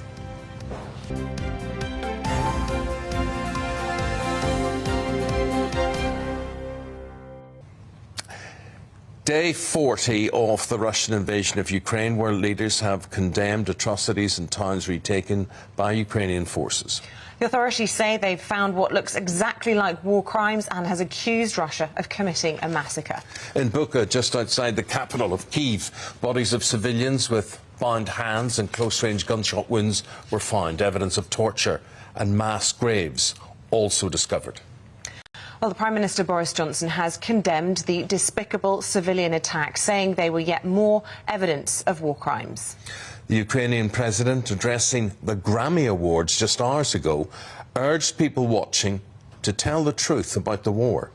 The revelations of civilian executions come after a weekend of fighting around the capital, in which Ukrainian forces have liberated the entire Kyiv region.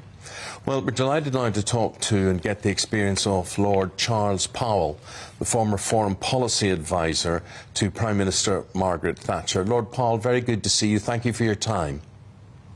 Well, good morning to you both too.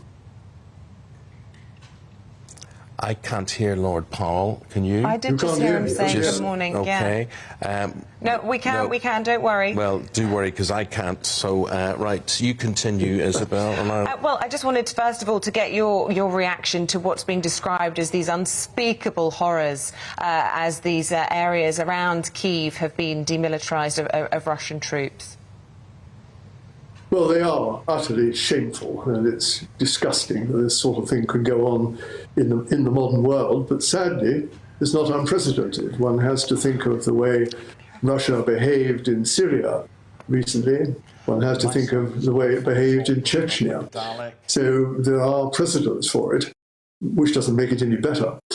My great fear is that as more towns are opened up for inspection in Ukraine, we shall find similar cases and even greater numbers, because I don't believe this will prove to be limited just to one or two small towns near Kyiv. And does this, mark perhaps a change in responsibility? We've heard sort of direct accusations from President Zelensky towards Russian troops, saying to Russian mothers of soldiers on social media over the weekend, take a look at the butchers that you've raised, and some of the words that the president used are not, frankly, repeatable. Up until now, this has been very much described as Putin's war, but we can't just blame him now, can we, when we see what Russian troops have done to civilians, breaking all conventions, war conventions? Well, I think we can blame him, yes, very much so. He thought up the invasion. It was his policy, his strategy. He's responsible for what his forces do, so he should be blamed. And of course, the International Criminal Court has already begun investigations into the horrors that have been committed in Ukraine, and I'm sure they will take that further. The problem is that Russia does not accept the jurisdiction of the International Criminal Court. So the chances of finding President Putin or even his generals before it, I'm afraid, are fairly slim. What is the answer then to all of this? Do you see President Putin ever coming up and facing responsibility for what he has done, or does it require regime change before that can even be possible? Well, I'm sure it would certainly require regime change. I don't see President Putin changing, I'm afraid. After all, he lied extensively, denying that they had any intention of invading Ukraine. And he lies equally in denying that Russian forces have committed any massacres and so on. So I see no hope there. How long President Putin remains in power, no one can tell, given the way the Russian system operates. But for a man who spent his whole life in counterintelligence, he's probably protected himself pretty well.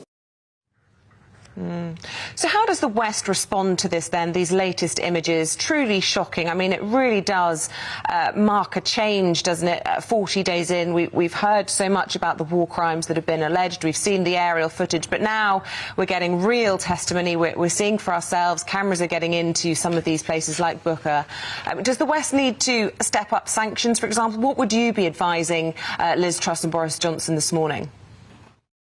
Well, I wouldn't dream of advising them, but I think that quite a number of things need to be done. The pictures, the evidence of what Russia has been doing needs to be pushed out to people right across the world, including those who have been rather sceptical about criticizing Russia's invasion, who have been slow to accept the idea of sanctions and so on. They need to have the evidence actually rubbed in, so they can see what they're condoning by not agreeing to sanctions and other things. Secondly, yes, of course, there must be more sanctions, and sanctions must be maintained for much longer and spread to more countries. There will always be weaker brethren who say, well, these sanctions are going to hurt us, So we can't go on applying them. That's got to be resisted until this conflict is brought to an end, until all Russian forces are out of Ukraine. I think the sanctions must continue, and so must efforts, which have been led by Britain, I'm glad to say, to supply military equipment to the Ukrainian forces to support them in their attempts to expel Russian forces. So there's a lot to be done, but it's heartening at least that Britain has been taking a lead. Yeah, it's heartening indeed, and to see the Ukrainians recapturing regions around Kyiv, the whole region of Kyiv, I should say, also incredibly heartening. I just wonder where you see all of this playing out, and I realise that's an impossible question, but, you know, do you think now that President Putin is going to focus on the Donbass region, on Odessa, that strategic port town or city, or do you think that, you know, we could see a situation whereby he completely leaves Ukraine and we could come to some sort of agreement, the West and Ukraine versus Russia? Well, I'm afraid it's wishful thinking that he might leave Ukraine. I think he's committed himself so heavily and so strongly, he won't leave unless he has something he can claim as a victory. So I'm not too hopeful of that. I'm afraid my prediction is that this awful war will go on for quite a while yet. I don't think we're anywhere near a situation where the Russians will give up, and I'm sure the Ukrainians will want to reclaim their territory, or as much of it as they possibly can. And for me, that points to at least months, if not longer, of warfare. You have to remember, of course, that it's not just 5 or 6 weeks of war. This war has been going on since 2014, when Crimea was stolen from Ukraine by Russia. It's already an 8-year war. Or 6-year war. And I'm afraid it's destined to go on for a while yet. I'm sure you're right that Putin will now, having got a bit of a bloody nose by trying to attack Kiev, will now actually refocus more on the south and the east, the Donbass area, to try to expand the amount of territory which is under Russian control there. And that will presage an even more violent battle, I'm afraid. Clearly, Ukraine will need more weapons and more effective weapons in order to go on resisting Russia. It's going to be a long and a bloody business. Lord Charles Powell, we appreciate your time and your insights. Thank you very much for joining us this morning. That was Lord Charles Powell, former policy advisor to Margaret Thatcher. Thank you.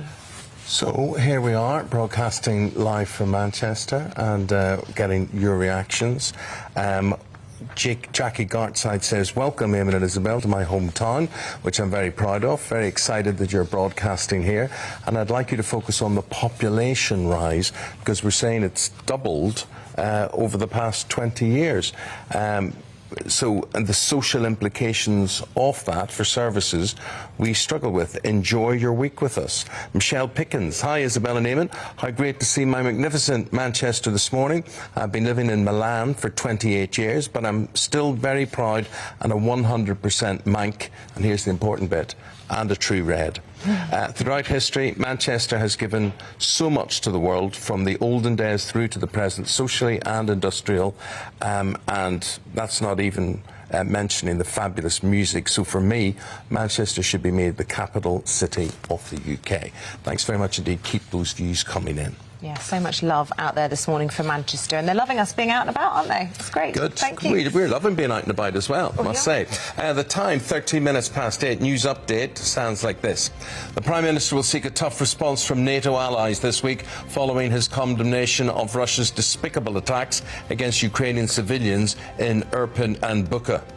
It's after President Zelensky's spokesman said authorities had found what looked exactly like war crimes. The family of Conservative MP David Warburton is reportedly standing by him as he faces, I think we're out of sequence now with these news stories, so let's drop the picture. We'll not talk about that because that's not David Warburton, so we'll not talk about that anyway. Right, so that's the news update, and let's go to the sting.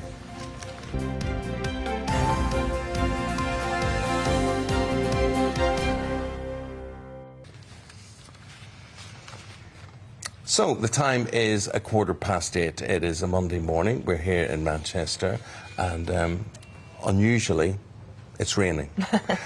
We're talking there about the MP David Warburton and the big story and the Sunday Times yesterday as well. And we're talking about the pressure put on MPs. He has been admitted, it turns out, to a psychiatric hospital, and all of this was about allegations of what? Well, this was a sting in the Sunday newspapers, Sunday Times. They said that they'd found evidence of drug abuse and sexual abuse levelled against, these were allegations levelled against him. And now a parliamentary inquiry has been opened into him, with his whip being withdrawn, which means he's been thrown out of the party pending an investigation. He says he's done nothing wrong, OK? But let's get more on this, and we're going to speak to our political correspondent Tom Harwood on all of this. Tom, have we left anything out?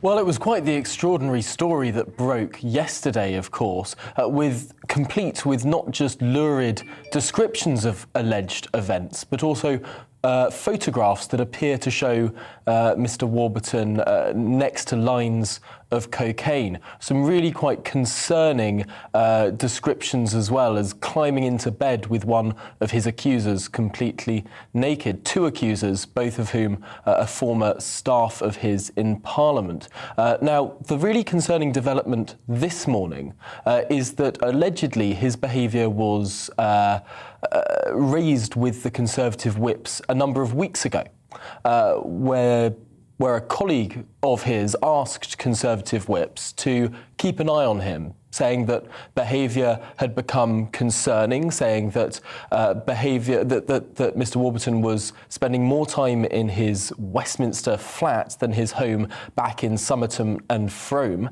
and that really there were some eyebrow-raising changes in behaviour.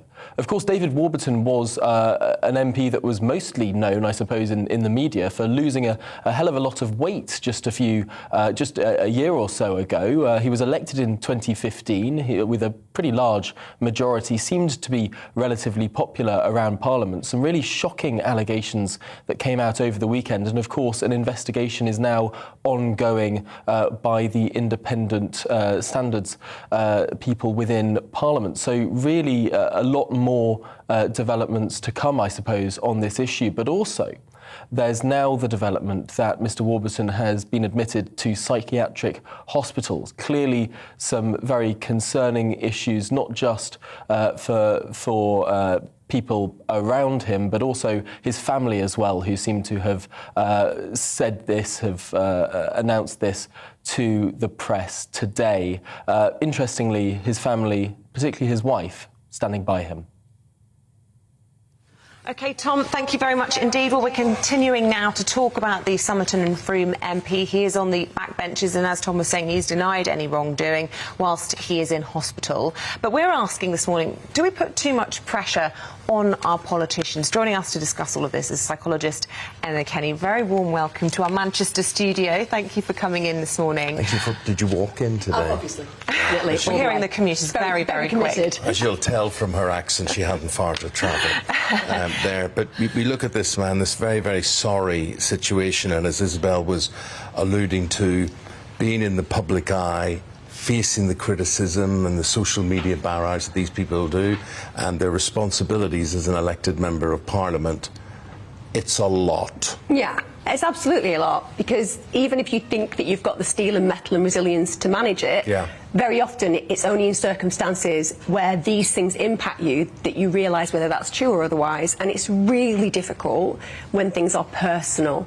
So when you're dealing with a professional issue and people are criticising your practice, that's challenging. But when it's actually the spotlight is on who you are as a human being and how you've acted as a human being, that can be catastrophically unmanageable for some people, many people, most people even. Do you think it's changed the role of an MP with social media, with the Westminster cameras wanting sound bites, 24-hour rolling news?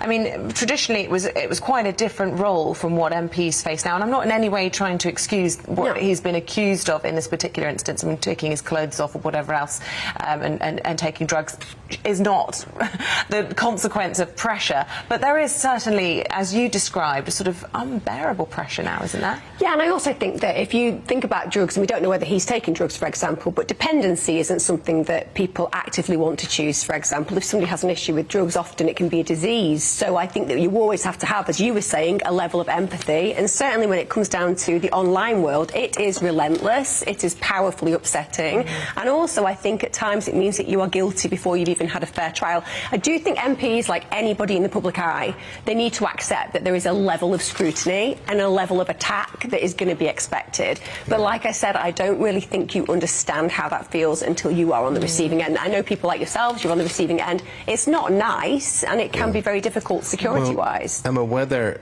he's right or wrong or whatever sort of pressure he's under, the man's in a bad situation. Right. Yeah. His wife, Harriet, has stood by him. That must be a very important factor when it comes to healing.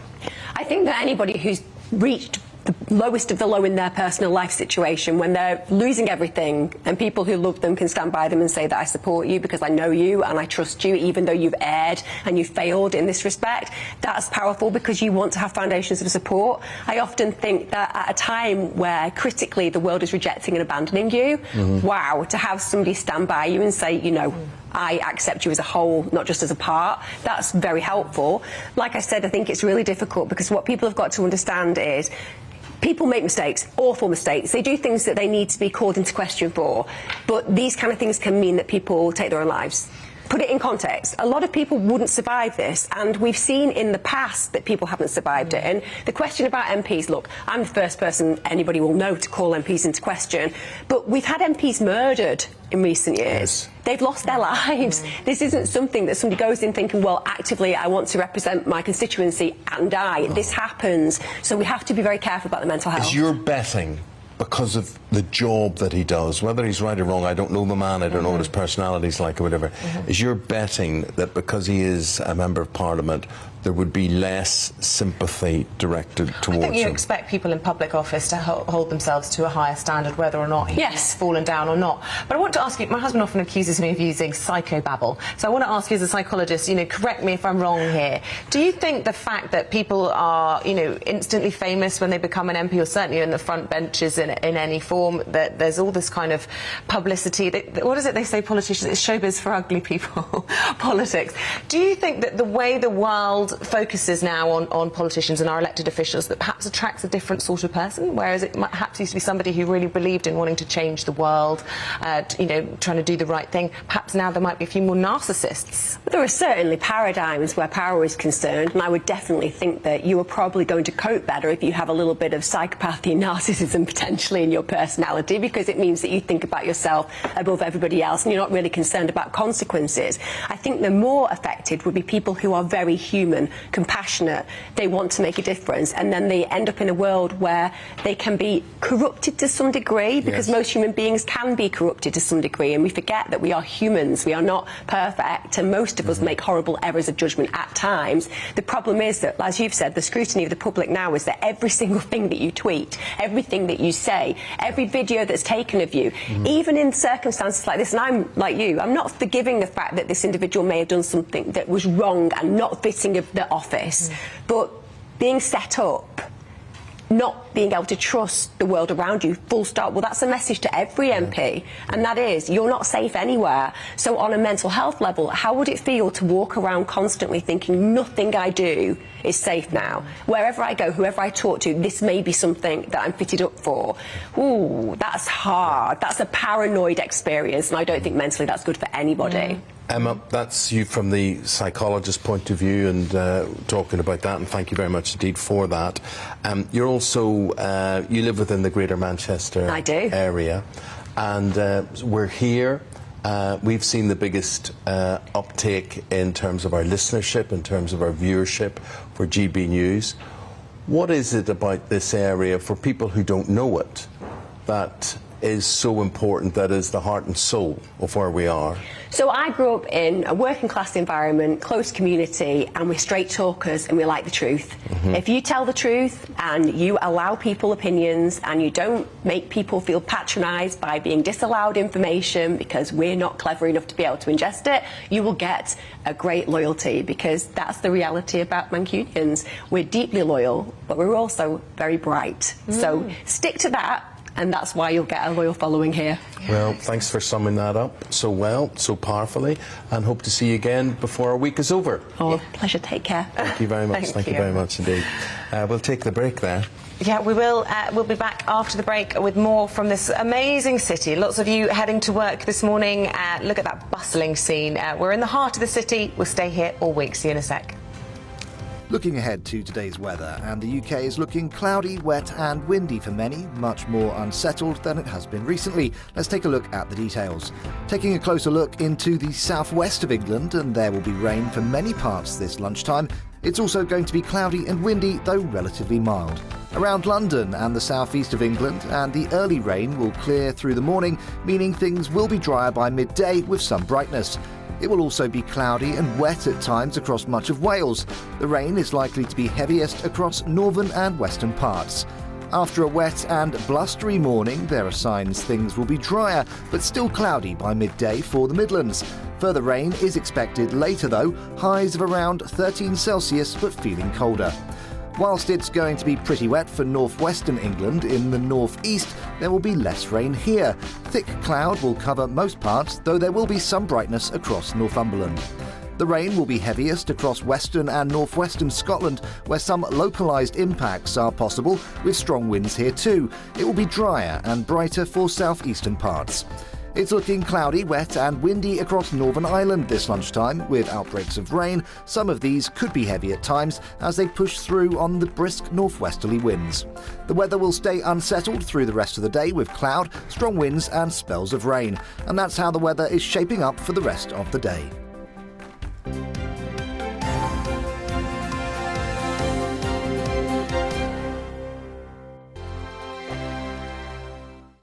Europe is in the grip of the most devastating humanitarian crisis since World War II. The people of Ukraine are facing unimaginable suffering as their homes are destroyed and their loved ones are killed. Millions of people are being forced to flee for their lives, carrying only their children, their pets, and the clothes on their back. The pain, loss and destruction grows by the day. The people of Ukraine urgently need our help. Already a vast humanitarian operation is underway. Britain's Disasters Emergency Committee, or DEC, brings together 15 leading aid charities to respond to overseas disasters quickly and efficiently. These charities include the British Red Cross, CARE, Oxfam, Save the Children and World Vision. Their teams are working on the ground in Ukraine and neighbouring countries to bring vital aid to those who need it most. If you can spare it, your gift to the DEC's humanitarian appeal will go a really long way. £10 provides essential hygiene supplies for a person for a month. £50 provides blankets for 4 families. £100 provides emergency food for 2 families per month. It's easy to give. You can donate online at dec.org.uk or call the 24-hour donation line on 0370 60 60 900. If you prefer to send a cheque, please post it to the Ukraine Humanitarian Appeal, PO Box 999, London, EC 3A 3AA. To give £10 on your mobile, simply text the word crisis to 70150. Standard network charges apply for calls and you must be 16 or over. Texts are charged at the standard network rate and your £10 donation will be added to your bill. 100% of your donation goes directly to the DEC to save lives and deliver critical support where it's needed.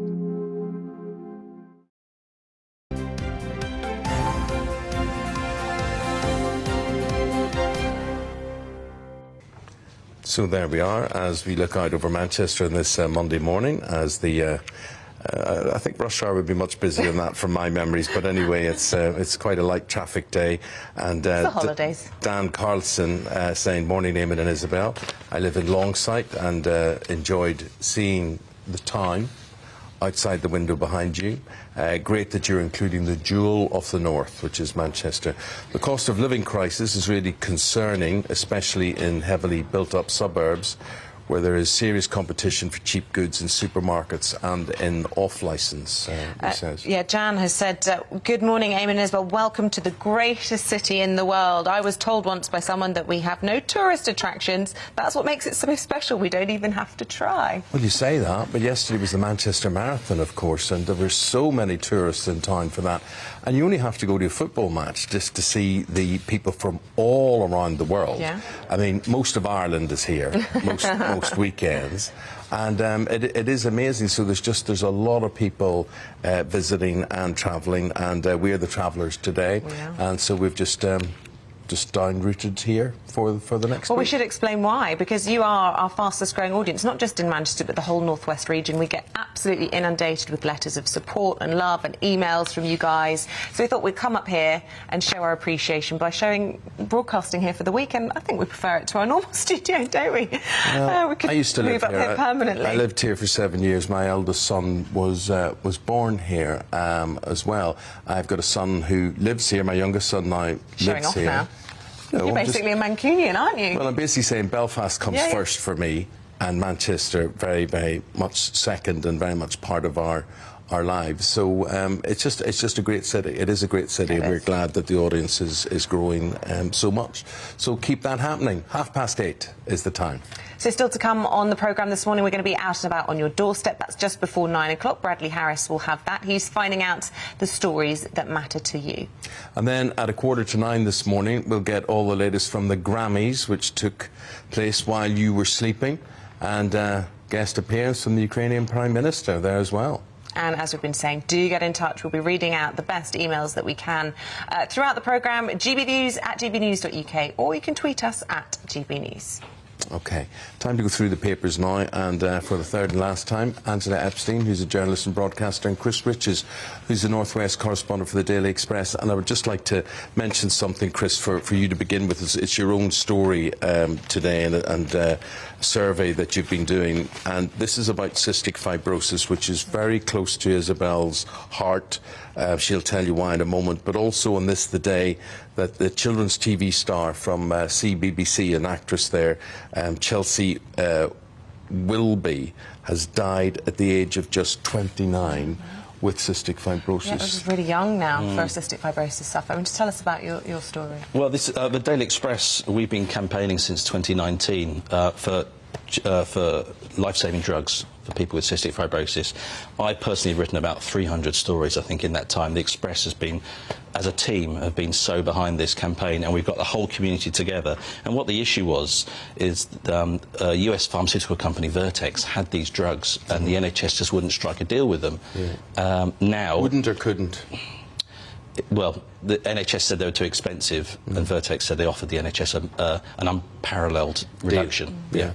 You know, you only have to be with someone, and this is where I get Isabel to tell her story now, you only have to be with someone who suffers from this, and you would do anything. You would move mountains, wouldn't you? Yeah, well, one of my best friends, Emily Hoyle, if you're watching this morning, has cystic fibrosis. We were flatmates at university. I did a lot of her sort of physiotherapy for her during that stage. She's had 2 lung transplants now, one of the only people in the country to have had that, or perhaps the only one.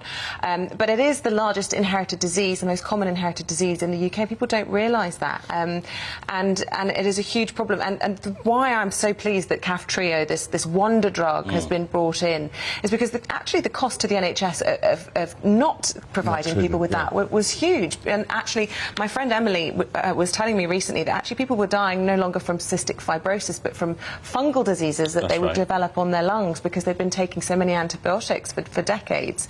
But 29, incredibly young age to lose someone. I mean, when I first met Emily, we were told the life expectancy for her was around 30. Well, she's approaching 40 now and doing really well. And for some of these children now, we've got a nice piece in the paper today, and we managed to get 25 children who are now, just in the last 2 months, started Kaftrio, and they're all aged 11 or under, and it's just fantastic to know that this will give them basically a normal life. Unbelievable. And speaking to some of the parents in the last couple of weeks for this article, you know, the emotion down the phone when they were saying, you know, this is a weight lifted off my shoulders. And as you say, you know, if they didn't have this drug, they'll be in hospital, in and out, in and out. That's a cost. So they're saving money anyway, and at the same time, give these children a normal life. Yeah, absolutely Bit brilliant. of a joined-up strategy. It never works that way. Well done in your campaign. Yeah, well Thank you very done. much. Newspapers at its finest. Well, that's it, campaigning journalism. That's what newspapers are still good at. Good, good. Angela, let's go to The Guardian, and The Guardian, in line with a lot of the papers today, the words genocide, I think, on the front page of the Mirror today. The Guardian talking about refugees. Yes, well, I mean, the Ukraine has shown us, in very simplistic terms, the very worst of human behaviour, the very depths to which humanity can sink, and the very best as well. So what's happening, because people have opened their homes, there's a desperate cry from people to say, process the visas, we want people to come and stay with us. You know, the hospitality here is remarkable. So what's happened now, what the Guardian are reporting on, are these welcome hubs that are being set up at airports, at ports, at train stations to welcome Ukrainian refugees, because as you can imagine... Instead of saying, show me your papers. Yes, so you can imagine it's, as much as we're all westernised countries, different language, different... just the sheer chaos of it all. And remember, these people didn't want to come here. They don't want to be here, they want to be in their own country. And so this idea of having a welcome hub at places like Gatwick or St Pancras in London, Manchester, with Could food, I ask a question all in these this now? things. We understand, as you say, these people didn't choose, but neither did a lot of people in Eastern Africa or Northern Africa choose as well. Should we be as welcoming to them? We should be as welcoming to people who come to this country in times of need. I'm the granddaughter... Not the economic migrants. Though. No, that's my personal view. I'm the granddaughter of... my grandfather came here at the turn of the century. He escaped pogroms. These were sort of organised persecution of Jewish people in Ukraine. Yeah. OK, so the circle joins up. He came here, he was naturalised, he served in the British Army, was eternally grateful to this country.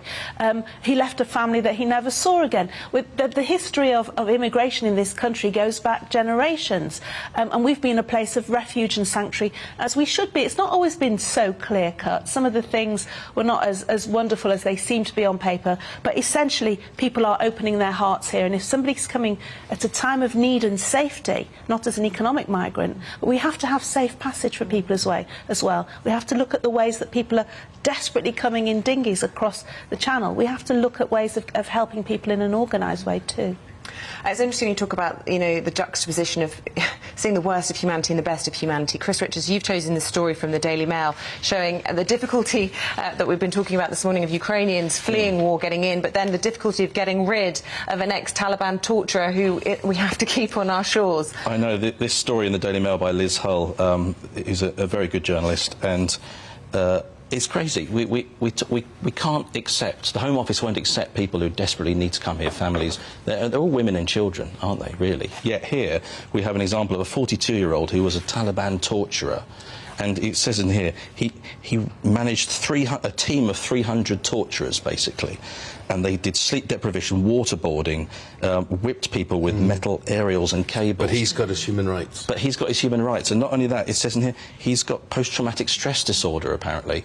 You'll do that if you torture people. You will do that when you torture people. So we can't send him back because, obviously, he feels threatened. Yet, last time I checked, I thought the Taliban were actually in charge of Afghanistan. So he thought he'd be welcomed back there with open arms. Who's he going back to? Yeah. Chris, a very, very important story. This has me visibly breaking out in a sweat.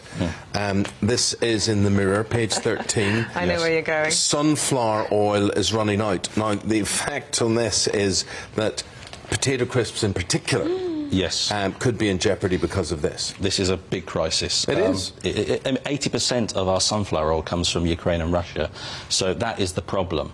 It affects chips, crisps, and I can feel the whole nation sighing as we say this. But I was in my pub, my local pub, a couple of weeks ago, and I remember chatting to the staff for a piece for the Express, and the owner said the problem we've got is oil.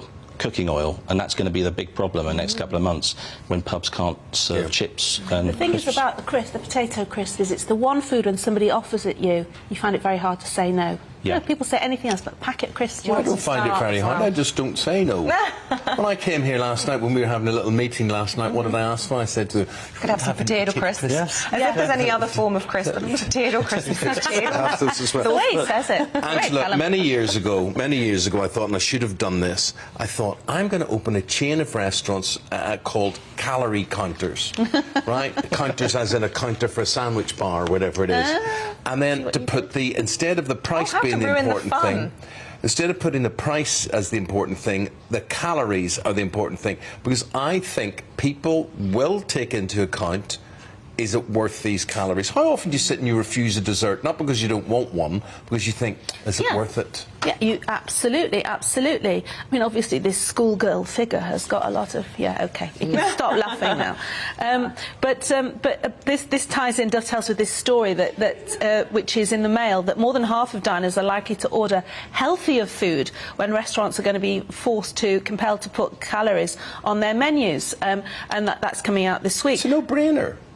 So that's going to take the magic out of it. Well, look, because if the calories were there, guys, if the calories were there, right, would you go with the calories or the price? The calories, unanimous. I should say we've got a live audience that joined us this morning, so I'm just well, I just discovered that my local pub, it serves a cheese and onion pie that comes with mash and a cheese sauce. I mean, okay, there is no greater heaven, I would have thought. Yes, what a way to go. 2,000 calories. That's your daily total right there. Apart from the food coma, it would put you in for the rest of the day. But the taste. If the taste is heavenly and you're having a bad day and you've got the good grace to be able to afford the food in front of you, you know, let's not be flippant about what's going on out there. That's a lovely I wouldn't want to know. I mean, that's the whole point of going to the pub is I can calorie count at home if I have to. Where did this belly come from? I don't want to go to the pub and feel guilty the entire meal. Isn't it that It's thing? the treat, isn't it? Absolutely. Isn't like a Mars bar's the same as a glass of wine? If you saw a Mars bar standing up in a glass, you wouldn't have it, but the wine. Oh, stop it! I love a glass of wine. Angela Epstein, who's a journalist and broadcaster, and Chris Riches, who is the Northwest correspondent for the Daily Express, based here in Manchester. Thank you both. Thank you so much. Pleasure. Thank you for having us in our great city. Well, thank you for bringing your great city to us. It's great to talk about. I apologise about the weather once more. It's got to be what it is. It's a longer apology, keeping it real. It's that sort of soft rain today, isn't it? Yeah, very light misty, rain. soft rain. It's gauzy. 20 to 9 is the time. So we're going to continue health matters after the break, and we're talking about vitamin D. We're made aware of it during the pandemic. You've got to keep taking it. It's key for your diet, You've brought it with you, haven't you? Vitamin D, yeah. I take vitamin B9 now to stop you declining, as you can see, mentally. We'll have more of this after the break.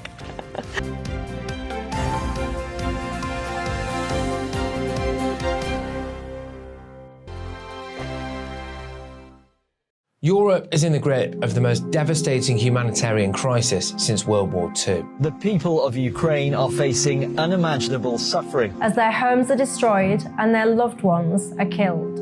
Millions of people are being forced to flee for their lives, carrying only their children, their pets, and the clothes on their back. The pain, loss and destruction grows by the day. The people of Ukraine urgently need our help. Already a vast humanitarian operation is underway. Britain's Disasters Emergency Committee, or DEC, brings together 15 leading aid charities to respond to overseas disasters quickly and efficiently. These charities include the British Red Cross, CARE, Oxfam, Save the Children and World Vision. Their teams are working on the ground in Ukraine and neighbouring countries to bring vital aid to those who need it most. If you can spare it, your gift to the DEC's humanitarian appeal will go a really long way. £10 provides essential hygiene supplies for a person for a month. £50 provides blankets for 4 families. £100 provides emergency food for 2 families per month. It's easy to give. You can donate online at dec.org.uk or call the 24-hour donation line on 0370 60 60 900. If you prefer to send a cheque, please post it to the Ukraine Humanitarian Appeal, PO Box 999, London, EC 3A 3AA. To give £10 on your mobile, simply text the word CRISIS to 70 150. Standard network charges apply for calls and you must be 16 or over. Texts are charged at the standard network rate and your £10 donation will be added to your bill. 100% of your donation goes directly to the DEC to save lives and deliver critical support where it's needed.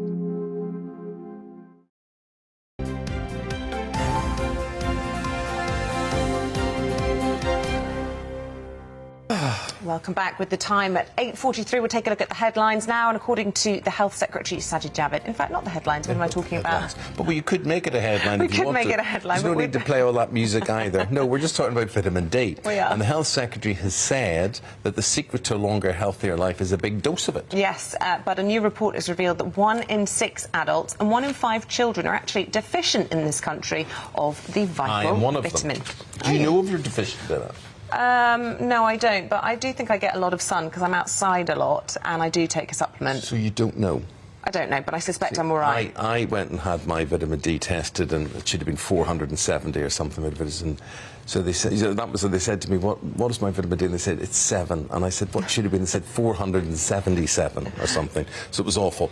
Dr. Helen Lowell is with us now to join us to talk about this. What does it do, Helen? So vitamin D, although it's a vitamin, it's actually quite special in that it's a hormone as well. Oh. So normally with nutrients and vitamins, we need to ingest most of them from our diet to get sufficient levels. But with vitamin D, there's limited amounts that we can get from our diet, only about 20%. We get the majority, around 80%, from the sunshine. So from the sun shining on our skin. And the stronger the sunlight and the longer we're exposed to it, the higher our vitamin D levels are likely to be, because it's this chemical... And we're also told to cover up in the sun. So this is the difficulty. It's a balancing act, really, between exposing yourself to appropriate levels of sunshine so that your vitamin D levels are sufficient, and, of course, being at risk of skin cancer.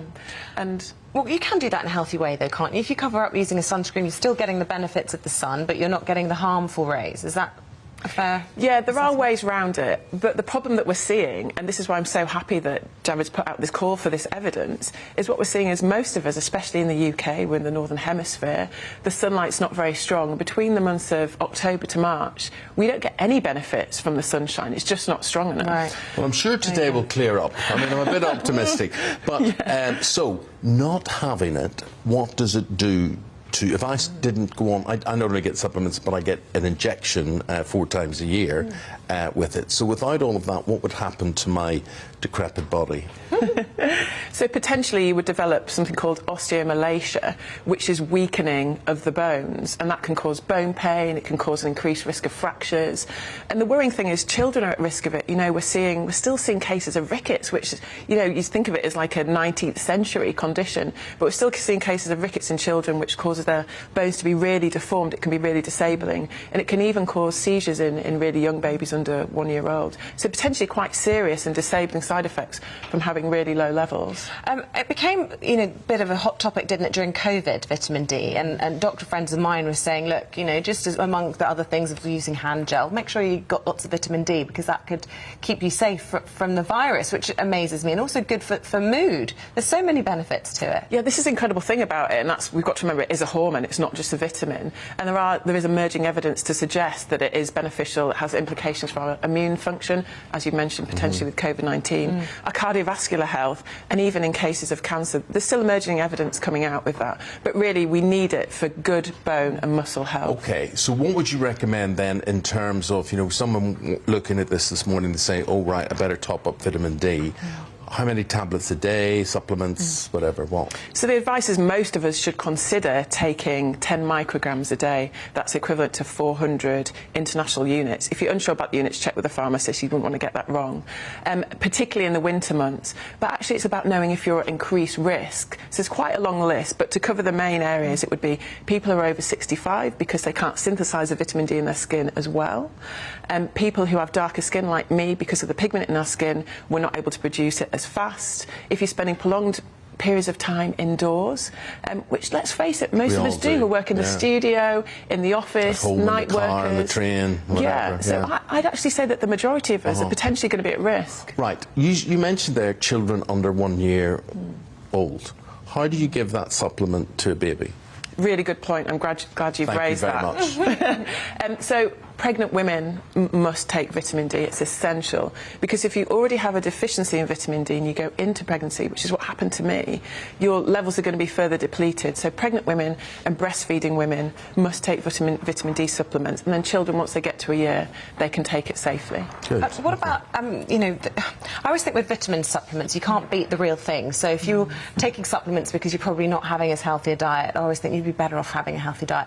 Is that the same with vitamin D? I mean, is the bottle version of it as good as the real sunshine that you'll get on a holiday? Potentially it is. You can't get as much of it from the diet, remember, so you can get it in things like egg yolks and oily fish, salmon, and some foods are fortified like breakfast cereals, but not enough, and I'm hoping that this is what this call for evidence will show, is we need to have more of it in a diet, but you can't get as much as you could potentially get in a tablet. There we go. Mood. Mood, yeah, it does affect mood, I think. I know, don't tell me. Oh, you're looking at me? Yeah, I'm saying. Now you think I'm deficient? You certainly, I think you're deficient. Oh. I think, you know, I've just sat and considered things and I thought, she's vitamin D deficient. I need more sunshine in my life. Could be the only explanation. So it could be. Doctor, thank you very much. Yeah, Dr. Helen Llewellyn. Thanks for coming in and putting a little bit of sunshine into our medical matters today. Thank you very much indeed. Coming up to 10 to 9. Good morning to you. This is GB News with Eamonn, Holmes and Isabel Webster, live from Manchester, our fastest growing audience area. Yeah, and it is now time for the headlines. The Prime Minister is to seek a tough response from NATO allies this week following his condemnation of Russia's despicable attacks against Ukrainian civilians in Irpin and Bucha. It's after President Zelensky's spokesman said authorities had found what looked exactly like war crimes. The family of the Tory MP David Warburton is reportedly standing by him as he faces an investigation into alleged misconduct. The MP for Somerton and Frome was admitted to a psychiatric hospital yesterday to be treated for shock and stress after allegations of drug taking and sexual harassment. The government's Home Ethics chief has reportedly been fined over the Partygate scandal in connection with a leaving function held in the Cabinet Office in June 2020. Several reports suggest people have also received fines linked with a gathering that took place on the eve of the Duke of Edinburgh's funeral last year.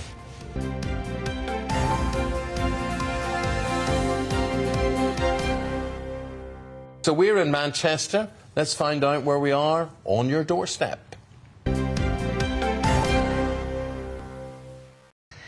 Well, we love getting out and about to find out what matters to you. This week, our North West of England reporter Bradley Harris is just 10 miles away from where we are in the city centre. Bradley, good to see you again. It's been a fabulous morning out and about on the doorstep. Who have you got with you? Oh, you're in a car, no less. I am. I'm in a car because I've rocked up at Warburton's service station. Still in Altrincham. We've been to the coffee shop this morning, grabbed a coffee, spoke to a resident nearby, and now I've realised, well, look, I need to actually fill up the car. Of course, one big topic at the minute is fuel increases. I'm here at Greater Manchester's only, I'm told, assisted petrol station where they fill up the car for you. Phil Brooks is the manager here. Phil, come on in, hello. Good morning. You OK? Would you like diesel or petrol, mate? Well, do you know what? Fill it up with 10 quid of diesel. Yeah, 10 quid of diesel. I was going to say petrol then. If you did that, I think we might have had a different story. Whilst you're doing that, Phil, can I just ask you, filling up at the moment, prices are just going up and up and up everywhere. Fuel is a big one, even with that 5p tax reduction. Have you noticed people filling up differently when they come onto the forecourt? Definitely. Say filling a tank of fuel now is like having a mortgage, isn't it? You know, so we're definitely seeing the difference. Petrol's so expensive, but at the end of the day, people do need the cars. They've got to get about, they've got to get to work, drop the kids off. You've got to get out and about, I suppose, but we're definitely seeing a bit of a difference. People are struggling. It's a struggle out there, isn't it? You know? Yeah, and obviously in places like London, they've got huge transportation networks. In Manchester, we have the trams as well. Here in Altrincham, in the suburbs, it is difficult to use public transport. People rely on the car, and you're noticing that with your regulars. They're still relying on it and still spending a lot of their monthly income on fuel. Yeah, oh, definitely. Yeah, you need your car to get around here. I mean, it's quite an affluent area, so there is some big cars, but just filling your car up is an expensive. It's an expensive hobby, really, isn't it? You know, so definitely hard at the moment for people. Yeah. And what did you make of the 5p tax reduction from Rishi Sunak? Do you think that's going to help?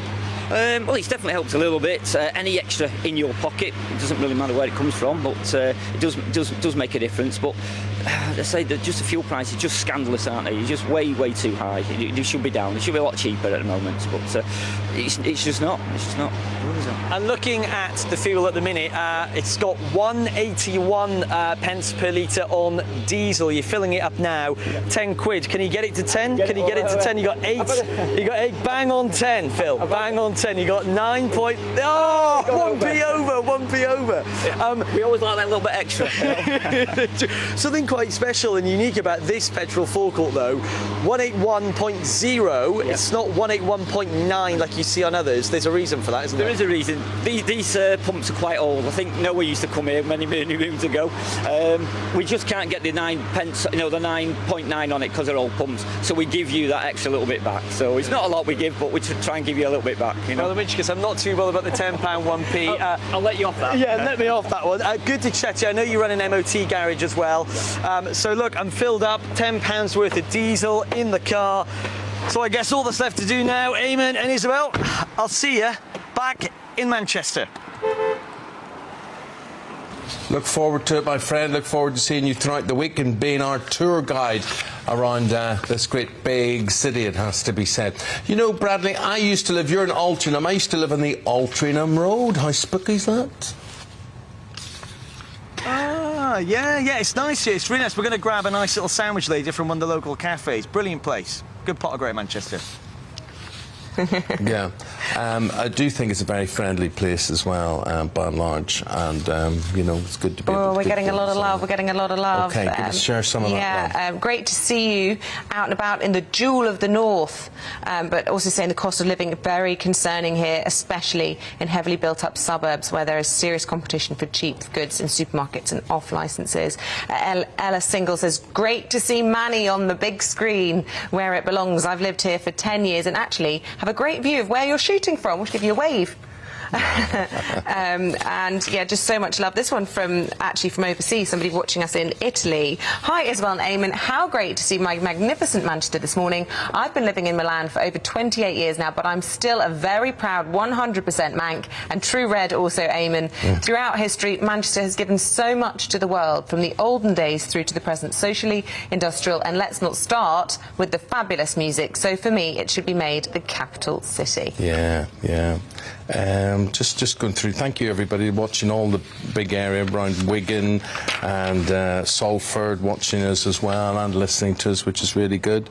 And Russell says it's much better having you, Eamonn and Isabel, sat on a sofa than behind a desk. Oh, interesting. Maybe we'll change things up. We're changing things up. We're up in Manchester for the whole week. Not only do we sit behind a desk, here we go. I personally sit on the most comfortable, cheapest stool. Here we go. Well, I tell you what. It started squeaking the other day, didn't it? That was fairly entertaining. And my left, I'd call it hunker. What would you call your hip? Oh, I wouldn't know what a hunker is. Well, my hunker goes dead. It goes dead. I lose the feeling. Hunkering down too long. So I do. But anyway, I'm quite enjoying the couch, I have to say. Yeah, we're enjoying. Okay, 4 minutes now before 9 o'clock. Stay with us. We're going to be back talking about the top stories of the day. We've got his perspective on everything. The Daily Mail's Andrew Pearce, always worth a chat. We'll be doing that right after this. Looking ahead to today's weather, and the UK is looking cloudy, wet and windy for many, much more unsettled than it has been recently. Let's take a look at the details. Taking a closer look into the southwest of England, and there will be rain for many parts this lunchtime. It's also going to be cloudy and windy, though relatively mild. Around London and the southeast of England, and the early rain will clear through the morning, meaning things will be drier by midday with some brightness. It will also be cloudy and wet at times across much of Wales. The rain is likely to be heaviest across northern and western parts. After a wet and blustery morning, there are signs things will be drier, but still cloudy by midday for the Midlands. Further rain is expected later though, highs of around 13 Celsius but feeling colder. Whilst it's going to be pretty wet for northwestern England, in the northeast there will be less rain here. Thick cloud will cover most parts, though there will be some brightness across Northumberland. The rain will be heaviest across western and northwestern Scotland, where some localised impacts are possible, with strong winds here too. It will be drier and brighter for southeastern parts. It's looking cloudy, wet and windy across Northern Ireland this lunchtime, with outbreaks of rain. Some of these could be heavy at times as they push through on the brisk northwesterly winds. The weather will stay unsettled through the rest of the day with cloud, strong winds and spells of rain. And that's how the weather is shaping up for the rest of the day. Oh, I'm Michelle Dewberry and you can join me every weekday 6 till 7 on Dubes and Kerr. Me and my panel will get stuck right into the day's events, and I can tell you, in fact, I can warn you, expect some robust debates, some strong opinions and perspectives from both sides of the fence. It's about you at home as well. I love to read out all of your comments, or at least as many as I can. So join me, Michelle Dewberry, Monday to Friday, 6 till 7 on Dubes and Kerr.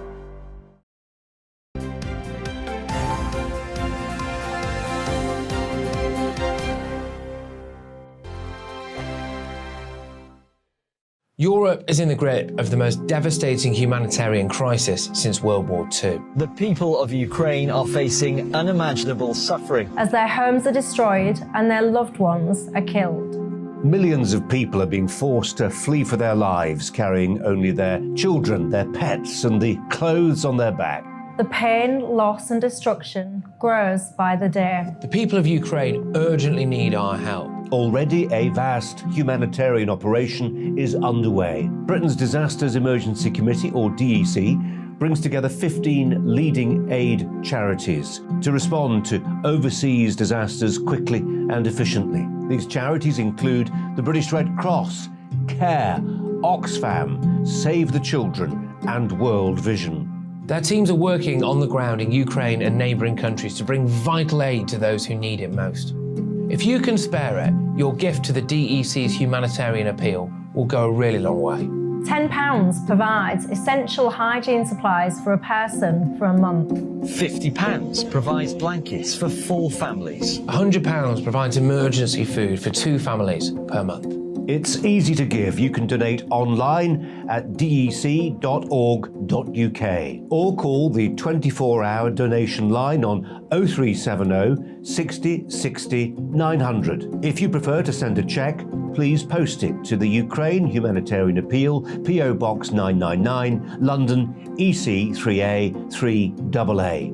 To give £10 on your mobile, simply text the word crisis to 70150. Standard network charges apply for calls and you must be 16 or over. Texts are charged at the standard network rate and your £10 donation will be added to your bill. 100% of your donation goes directly to the DEC to save lives and deliver critical support where it's needed.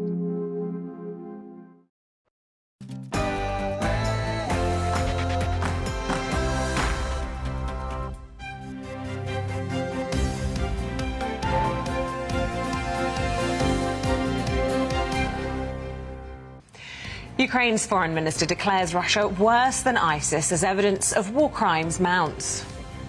Good morning. It's 9 o'clock. It is the 4th of April from Manchester. This is GB Breakfast with Eamonn, Holmes and Isabel Webster. Here's what's leading the news this morning. The Prime Minister has joined the international community in condemning Russia after hundreds of civilian bodies are found in retaken areas around the Ukrainian capital.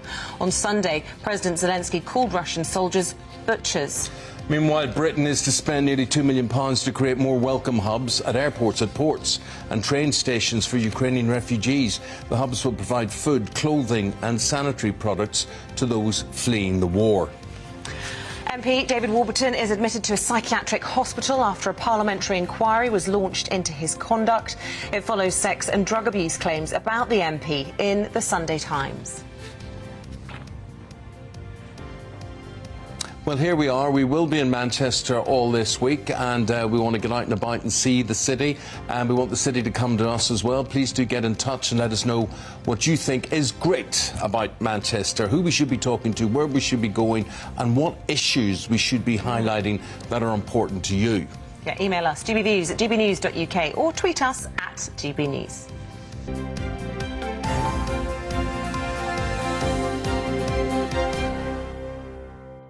So, day 40 of the Russian invasion of Ukraine, and world leaders have condemned atrocities in towns retaken by Ukrainian forces. Authorities say they found what looks exactly like war crimes and have accused Russia of committing a massacre.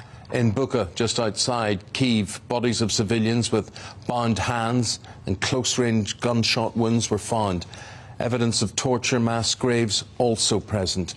The Prime Minister condemned what he termed the despicable civilian attacks, saying they were yet more evidence of war crimes. Well, President Zelensky overnight addressed the Grammy Awards and urged the audience there to tell the truth about the war in his country. The revelations of civilian executions come after a weekend of fighting around the capital in which Ukrainian forces liberated the entire Kyiv region. Well, for more on that and all the top stories of the day is our Monday morning regular and consultant editor of the Daily Mail, Andrew Pearce. A very good morning to you. Look, not just your paper this morning, good morning, all of the papers talking about the atrocities that have been uncovered over the weekend in Russia. On the Daily Mail saying Putin's stain on humanity. I just wonder, do you think this changes things? Does this shift again the West's attitude and response to Russia? I think there'll be a call now, Isabel, for even more sanctions against Russia. They're pretty tight, they're pretty widespread, but I think there's got to be more. This is overt war crime behaviour. Putin is behaving like a complete monster, and it seems this isn't casually done. It is a strategy to, as they evacuate these towns, to routinely execute people. There's also evidence of gang rape, so they're using rape as a form of warfare and then killing women and children, old people, and war graves have been found too. And you just hate to think what's been going on in Mariupol, a town which they've virtually devastated through repeated bombardments. How many war graves are we going to find there? You do have to close your eyes and think, are we back in 1944? Is this a form of genocide, which is what Hitler was committing against the Jews? This is a form of genocide because they are deliberately wiping out innocent civilians. OK, we're going to move on to the other news agenda and the stories making the headlines in the newspapers. And we go to your own paper, Andrew, the Daily Mail. The front page says, wife stands by Tory MP, caught in sex and cocaine probe. Now, this is David Warburton, who's 56 years of age. And you are part of the double-page investigation, which says unsavoury midlife crisis or something even more sinister. What's your take on this? Yeah, when you were talking to senior Tories yesterday, they were wondering whether this was looked like a classic stitch-up. What Tory MP, or any MP for that matter, casually sits there to be photographed next to lines of cocaine? So was he stitched up in some way? Even if he was, it doesn't excuse the fact he's behaved in the most reckless manner. 3 women have made allegations of inappropriate sexual behaviour, and I was talking to senior Tories yesterday. They said he's had a midlife crisis. Look, this is a guy who lost 8 stone in weight. Terrific. Well done him. Often being spotted on the Commons terrace in a leather bomber jacket and tight jeans. Look, I've been going to Parliament for donkey's years. You don't normally see Tory MPs in their mid-50s wearing bomber jacket and jeans. He has had some form of midlife crisis, but this is hugely painful for his wife, who runs his parliamentary office and is paid to do that by the taxpayer. How humiliating for her. She says this has been a nightmare and very painful. Well, he's brought it on himself. He's brought it on his family. He's been suspended by the Tory Parliamentary Party, and I suspect his career as an MP will be coming to a close because almost certainly his local party, if these allegations are upheld, will deselect him if indeed he doesn't resign. What the Tories don't want is him resigning any time soon, because there'd be a by-election down there in his constituency in Somerset and Frome, and the Tories lost the last 2 in what were supposedly safe seats, and they could easily lose another one. So interesting, and I know that his wife was running his sort of HR operation, and yet 2 of those female complainants of sexual abuse worked in that office and had to bypass his wife to make those complaints. I suppose it's another example of why the changes have been made. I think he was appointed in 2015 as an MP, and now if he'd have joined in the 2018-2019 cohort, he couldn't employ his wife in his office. And I think that's right, isn't it? The professionalisation of MPs MPs so that these sorts of conflicts can't happen. And you know, we saw the sort of Me Too story a year or two back when Westminster came out with lots of these sorts of controversies, and it is time to sort of clean it all up, isn't it? I mean, for years, MPs, partners, wives, husbands, whoever worked in their private office, the view was it was good for the marriage, it stopped the MP straying, it also got the partner hugely involved in the constituency, and they'd be quite a formidable team. But the problem arose, as you raised there, if there is an issue about the MP's conduct and the partner is running the private office, where do you go to complain? Well, there's now a proper system in place. He, as you say, got in the 2015 election when you could still employ your partner, but these women had to go bypass his wife to make a formal complaint. It is now being investigated, and it does highlight why Parliament eventually caught up with modern times and changed the rules and changed the system. But I've got to say about this guy Warburton, nobody really even knew much about him until he had that dramatic weight loss, because that is pretty huge, 8 stone. He must have been quite a size, mustn't he, to have lost that much weight, and that was the only reason I was even vaguely familiar of him. He was one of those MPs that just sort of disappeared under the radar, was probably never going to be a government minister, just got on with his constituency work, and here he is now, gazing out from most front pages today because of his idiotic, reckless behaviour. Well, that story aside, I'd like to take issue with you, Andrew Pearce. I thought you were particularly disdainful of the idea of a black bomber jacket and jeans. I just want you to know, when I was 16, there was a programme on television called Happy Days. Sunday, Monday, Happy Days, Tuesday. You mumbled the Fawns. And the Fawns wore a black leather jacket and jeans and a white T-shirt. And it's always been my ambition to get back to the days when I could wear that outfit. It's a particularly favourite outfit of mine. The trouble is, at 62 years of age, I still haven't been able to get back into it. Have you got some issue with black bomber jacket and jeans? I have on men who are in their late middle age. And you know, Eamonn, if you wanted to wear that bomber jacket and tight jeans, your wife, Ruth, simply wouldn't let you, because she cares too much about the way you look. That is true. She would stand. That's probably and true. And she'd be quite right. Now here's a segue. Talking of middle-aged men and midlife crises, should we talk about Prince Andrew? I mean, we spoke to you last week. He'd been escorting his mum into the memorial for his father. Lots of speculation about whether he thought that he could be welcomed back into the fold, but alas, another scandal has surfaced now.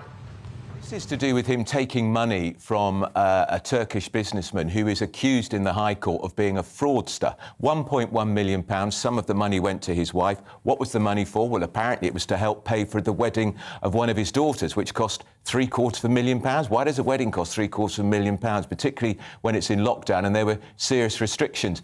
And if you go into the reads of this story, it's extraordinary. Prince Andrew was introduced to this Turkish businessman by a convicted gun smuggler. I mean, what sort of company has he been keeping? This is causing even more consternation in the royal family, more evidence that Prince Andrew has been consorting with inappropriate people. He is the Queen's second son, and this case is being conducted in the High Court every day. More bad publicity for him, and another sign as to why he is not going to be allowed to return to public life ever. He might try and we might see him at the Falklands War anniversary service in June. He did serve in the Falklands War. He was a brave helicopter pilot, and you could argue he'd be entitled to that. But the speculation that he wants to raise his head above the parapet during the service for the Queen's 70th anniversary as monarch, I don't think that's going to happen any time. I just don't think Prince Charles, Prince Ed, or any of the royals want it to happen. And the Queen will have seen the hugely adverse reaction to him escorting her into her seat in Windsor Castle. She's a shrewd woman. She reads public opinion very well, and I think she'll make sure if he's at any service, he'll be right at the back so we don't see him. Andrew, why are there so many financial scandals associated with his wife Sarah or himself?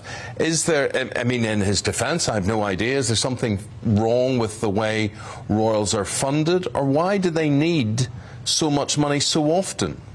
Well, Sarah Ferguson has been involved in some business ventures which have gone disastrously wrong, and she does not have the Midas touch. And we know that Epstein, the man that Andrew was friends with, the convicted paedophile who took his own life in American prison, he gave Prince Andrew money, and some of it was to get Sarah Ferguson out of debt. In one way, it's rather charming that Prince Andrew's so loyal and devoted to his ex-wife, the mother of his 2 children. Remember, she lives in Royal Lodge in Windsor, where he lives, but it's a pretty big house. 31 bedrooms, so they probably don't have to see each other too often. But he's got that sort of lifestyle, which requires a lot of money. I mean, to run a house which has got 31 bedrooms, you're going to need an awful lot of money, and he can't keep relying on the Queen. He used to get a grant from the Queen of about £250,000. That's probably would barely touch the side of running a house of that scale. Why does he need a house that big? Answer, he doesn't. He could live more modestly, couldn't he? There's quite a lot of room in Buckingham Palace, you know, 700 rooms. He used to have an apartment there. He could move in there and he wouldn't need all of that expense in Windsor Royal Lodge, which we're told Prince William and Kate Middleton would quite like to move into. Oh, yeah, they've been eyeing it up, if that's really... And, of course, Prince Andrew's... I don't know how much he settled out of court with Virginia Giuffre. Some people were reporting 12 million, so he's definitely going to have to tighten his belt, that's for sure. OK. Thank you very much indeed, Andrew Pearce, the voice of reason there this morning on a Monday. Thank you very much indeed, much appreciated. 13 minutes past the hour. Well, it was the Grammys last night while we were sleeping. Big, glamorous night for the music industry. Yeah, this was all happening in Las Vegas. The showbiz journalist Kinsey Schofield joins us now from LA. A very good morning to you, Kinsey. And a surprise appearance from President Zelensky overnight. Oh, wait a minute, that looks like a Manchester background. Oh, it does. Behind Are you her. here? Yeah. Are you in Manchester? That looks like where we are. I was so jealous when I saw that you guys were in Manchester. How great you guys are on tour. I'm talking about rock stars, but you're rock stars right now. Who knew that you did all of these cool in-person events? I'm so jealous. But yeah, a video for Ukraine. And, you know, I don't know if you know this, Isabel, but this was actually pitched by Amy Schumer for the Oscars, and they did not like the idea. It was rejected. Sean Penn even begged the Oscars to let Zelensky have a word at the Oscars because he just, you know, he used to be an actor. It makes so much more sense with the Oscars. But the Oscars didn't like that idea, so the Grammys stole it, and boy, did it take off. This was just probably the most impactful part of the night. And while it was a celebration and it was fun and it was youthful, this really was appropriate, and it kind of humbled everyone. I don't know about you, Eamonn. I just asked for a list of the winners from the Grammys, and I don't know why I bothered, because I don't recognise a single name on this list. Well, there's one. Oh, yeah. Oh, Lady Gaga. No, Tony Bennett. Oh, sorry. That's about the only one that sticks out. I mean, honestly, maybe we're the wrong side of What? So you speak for yourself. I'm big into Black Coffee and Olivia Rodrigo there as well. And Doja Cat feeling SRA. I mean, they're always, never off. Always on my devices. Doja Cat had a really cute moment when she almost missed winning her award. She ran up on stage and said that she's never had a quicker pee in her life because she was in the bathroom when they called her name, and you just saw her run up. So she had that cute moment. Then Olivia Rodrigo, she won 3 awards and dropped one of them, and it split in 2. So I'm like, where did they get the eBay? OK. Look, well, can we talk about something I'm a bit better at then, if not the music artists themselves, the red carpet? Because I saw Billie Eilish rocking an absolute horror show of an outfit, along with, I think it was Justin Bieber. I mean, he was wearing a pink beanie and an oversized suit that looked like it belonged to a morbidly obese elderly relative, if I dare say. No, I love Billie Eilish, but it did almost look like, you know, when you're walking down the street or on the beach and a garbage bag goes past you, it felt like a moving garbage bag on Billie Eilish. And then Justin Bieber, totally agree. I think his stylist hates him. At one point, I was like, Joan Rivers is in heaven right now playing a joke on us. But really an exciting red carpet. I'd say the red carpet was more exciting than the show itself. Although the show was great, performances by BTS, Olivia Rodrigo, Billie Eilish, stylish. It rained during her performance. So it was a good show, especially in comparison to the Oscars, which really was so tainted by the negativity thanks to Mr. Will Smith. It was high vibes and high spirits at this award show in Vegas. Well, Kinsey, no matter what they were wearing, none of them will have bettered your Joseph in his Technicolor Dreamcoat creation today. Absolutely stunning. Psychedelic. You know, I'm just Lovely here to seeing please. you. Stuff, Kinsey. Yeah, thank you for brightening up our morning. Really appreciate it. God bless. Bye-bye. Look, go on. And there's us thinking we had the best background. Look at her. That's incredible. I know, yeah. Yeah. Look, stay with us. We're back out and about again with our reporter Bradley Harris. One last little look around. He'll be telling us his plans for the week here as well, because, of course, not only are we here all week, so's Bradley. So we'll have more from him in a sec.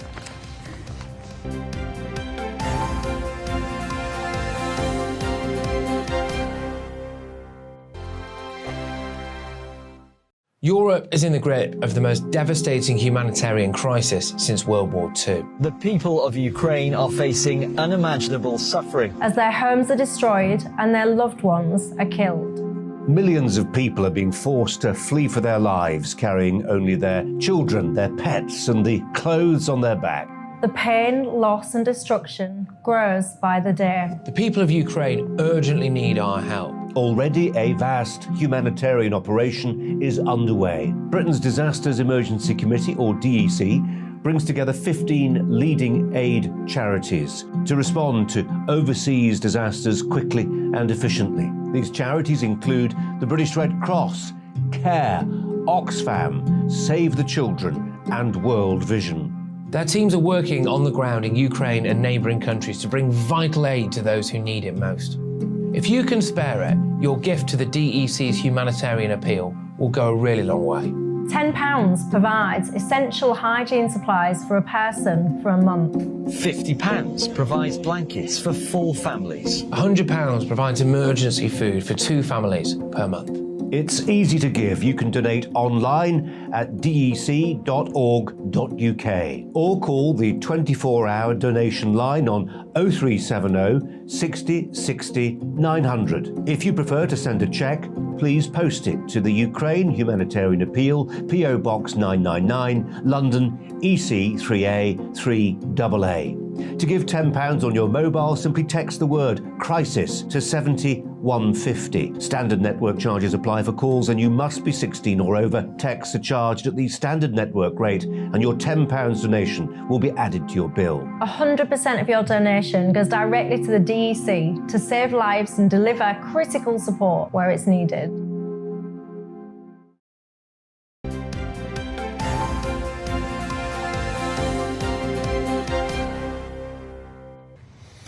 This will mean nothing to you, but in a straight line over that way at about 2:10 from where I'm pointing at is Altrincham. And that's where Bradley Harris is this morning. Manchester, Greater Manchester, a big place. Bradley, you've got a lot of territory to cover this week. Where are you thinking of heading? Yeah, I have got so many places I want to show our viewers and our listeners on GB News this week. Of course, I've started things off in the market town of Altrincham. I'm back on the high street. I've been speaking to coffee shop owners. I've been speaking to residents. A guy who owns the only assisted petrol station in Greater Manchester. But tomorrow, I'm going to be with John Considine, the city's only taxi driver and tour guide operator. We're going to be hitting Old Trafford Stadium. We're going to be looking at some old mills, some beautiful bits of architecture. We're going to be going up and down the high streets in the city centre, chatting to people about the big stories and the big issues that matter to them and celebrating this big, fantastic city. So if you're out and about and you see me, probably with this coat on and this blue and red microphone, you know what to do. Come on over, say hello. We really want to celebrate where we are in Manchester. Obviously, I've been in the northwest of England for many years. I actually live in Greater Manchester in Salford, and I absolutely love it here. So I really want you to get involved. Get in touch with us. You know the email address as well, gbviews@gbnews.uk. I'm here for the rest of the day in Altrincham. We're going to be popping to the market a little bit later, just for my own personal self, really, to pick up some bits and bobs. It's a great market. It's what kicked this town and really brought it to life here in Altrincham. But yeah, we're going to be visiting all parts of Greater Manchester. As he said, Eamonn, huge ground to cover, and I can't wait to get stuck in. And for people who are tuning in, we have to explain to them we're here because Manchester and the Greater Manchester area is experiencing the biggest growth in terms of GB News viewers and listeners, and we're very appreciative of that one. So we're going out and about to find out why, and I know you're going to be talking to people as to the issues that concern them, and a lot of people are quite worried about the growth in population, which has doubled in 20 years. Mm-hmm.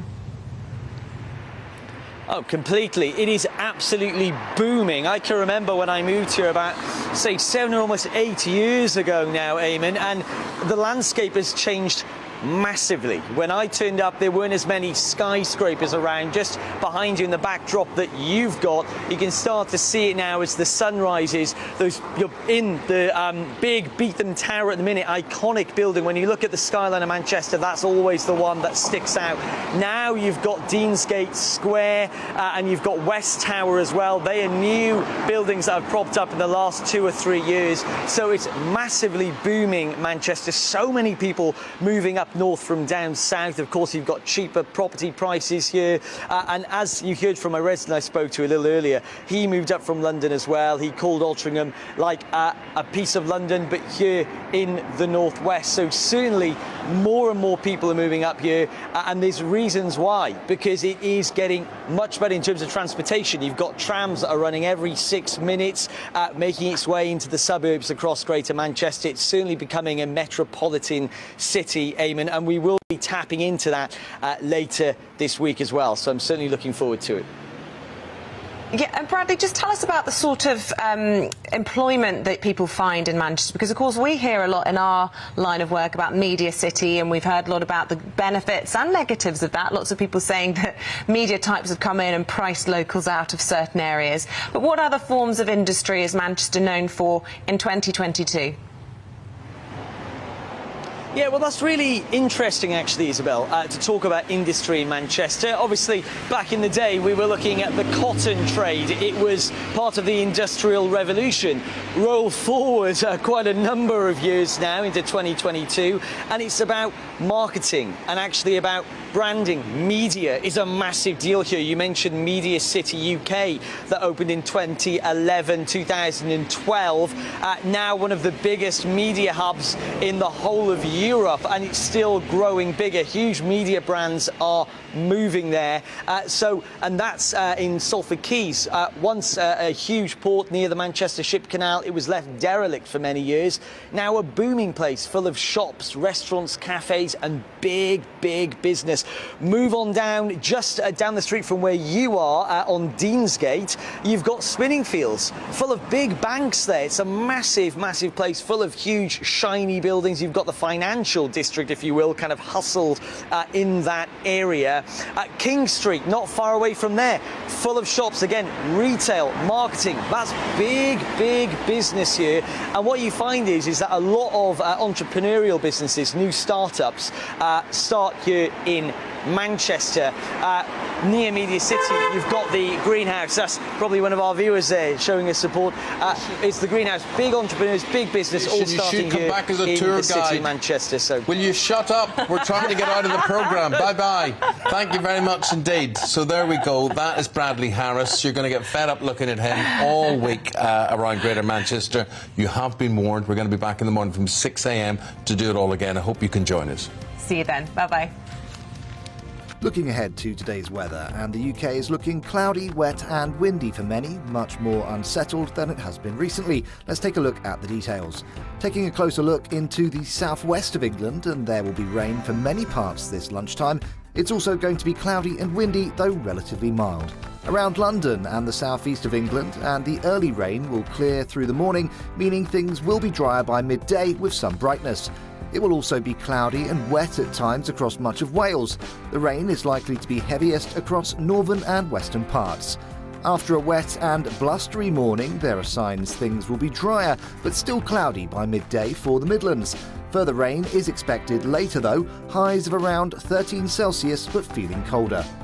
Whilst it's going to be pretty wet for northwestern England, in the northeast there will be less rain here. Thick cloud will cover most parts, though there will be some brightness across Northumberland. The rain will be heaviest across western and northwestern Scotland, where some localised impacts are possible, with strong winds here too. It will be drier and brighter for southeastern parts. It's looking cloudy, wet and windy across Northern Ireland this lunchtime, with outbreaks of rain. Some of these could be heavy at times as they push through on the brisk northwesterly winds. The weather will stay unsettled through the rest of the day with cloud, strong winds and spells of rain. And that's how the weather is shaping up for the rest of the day.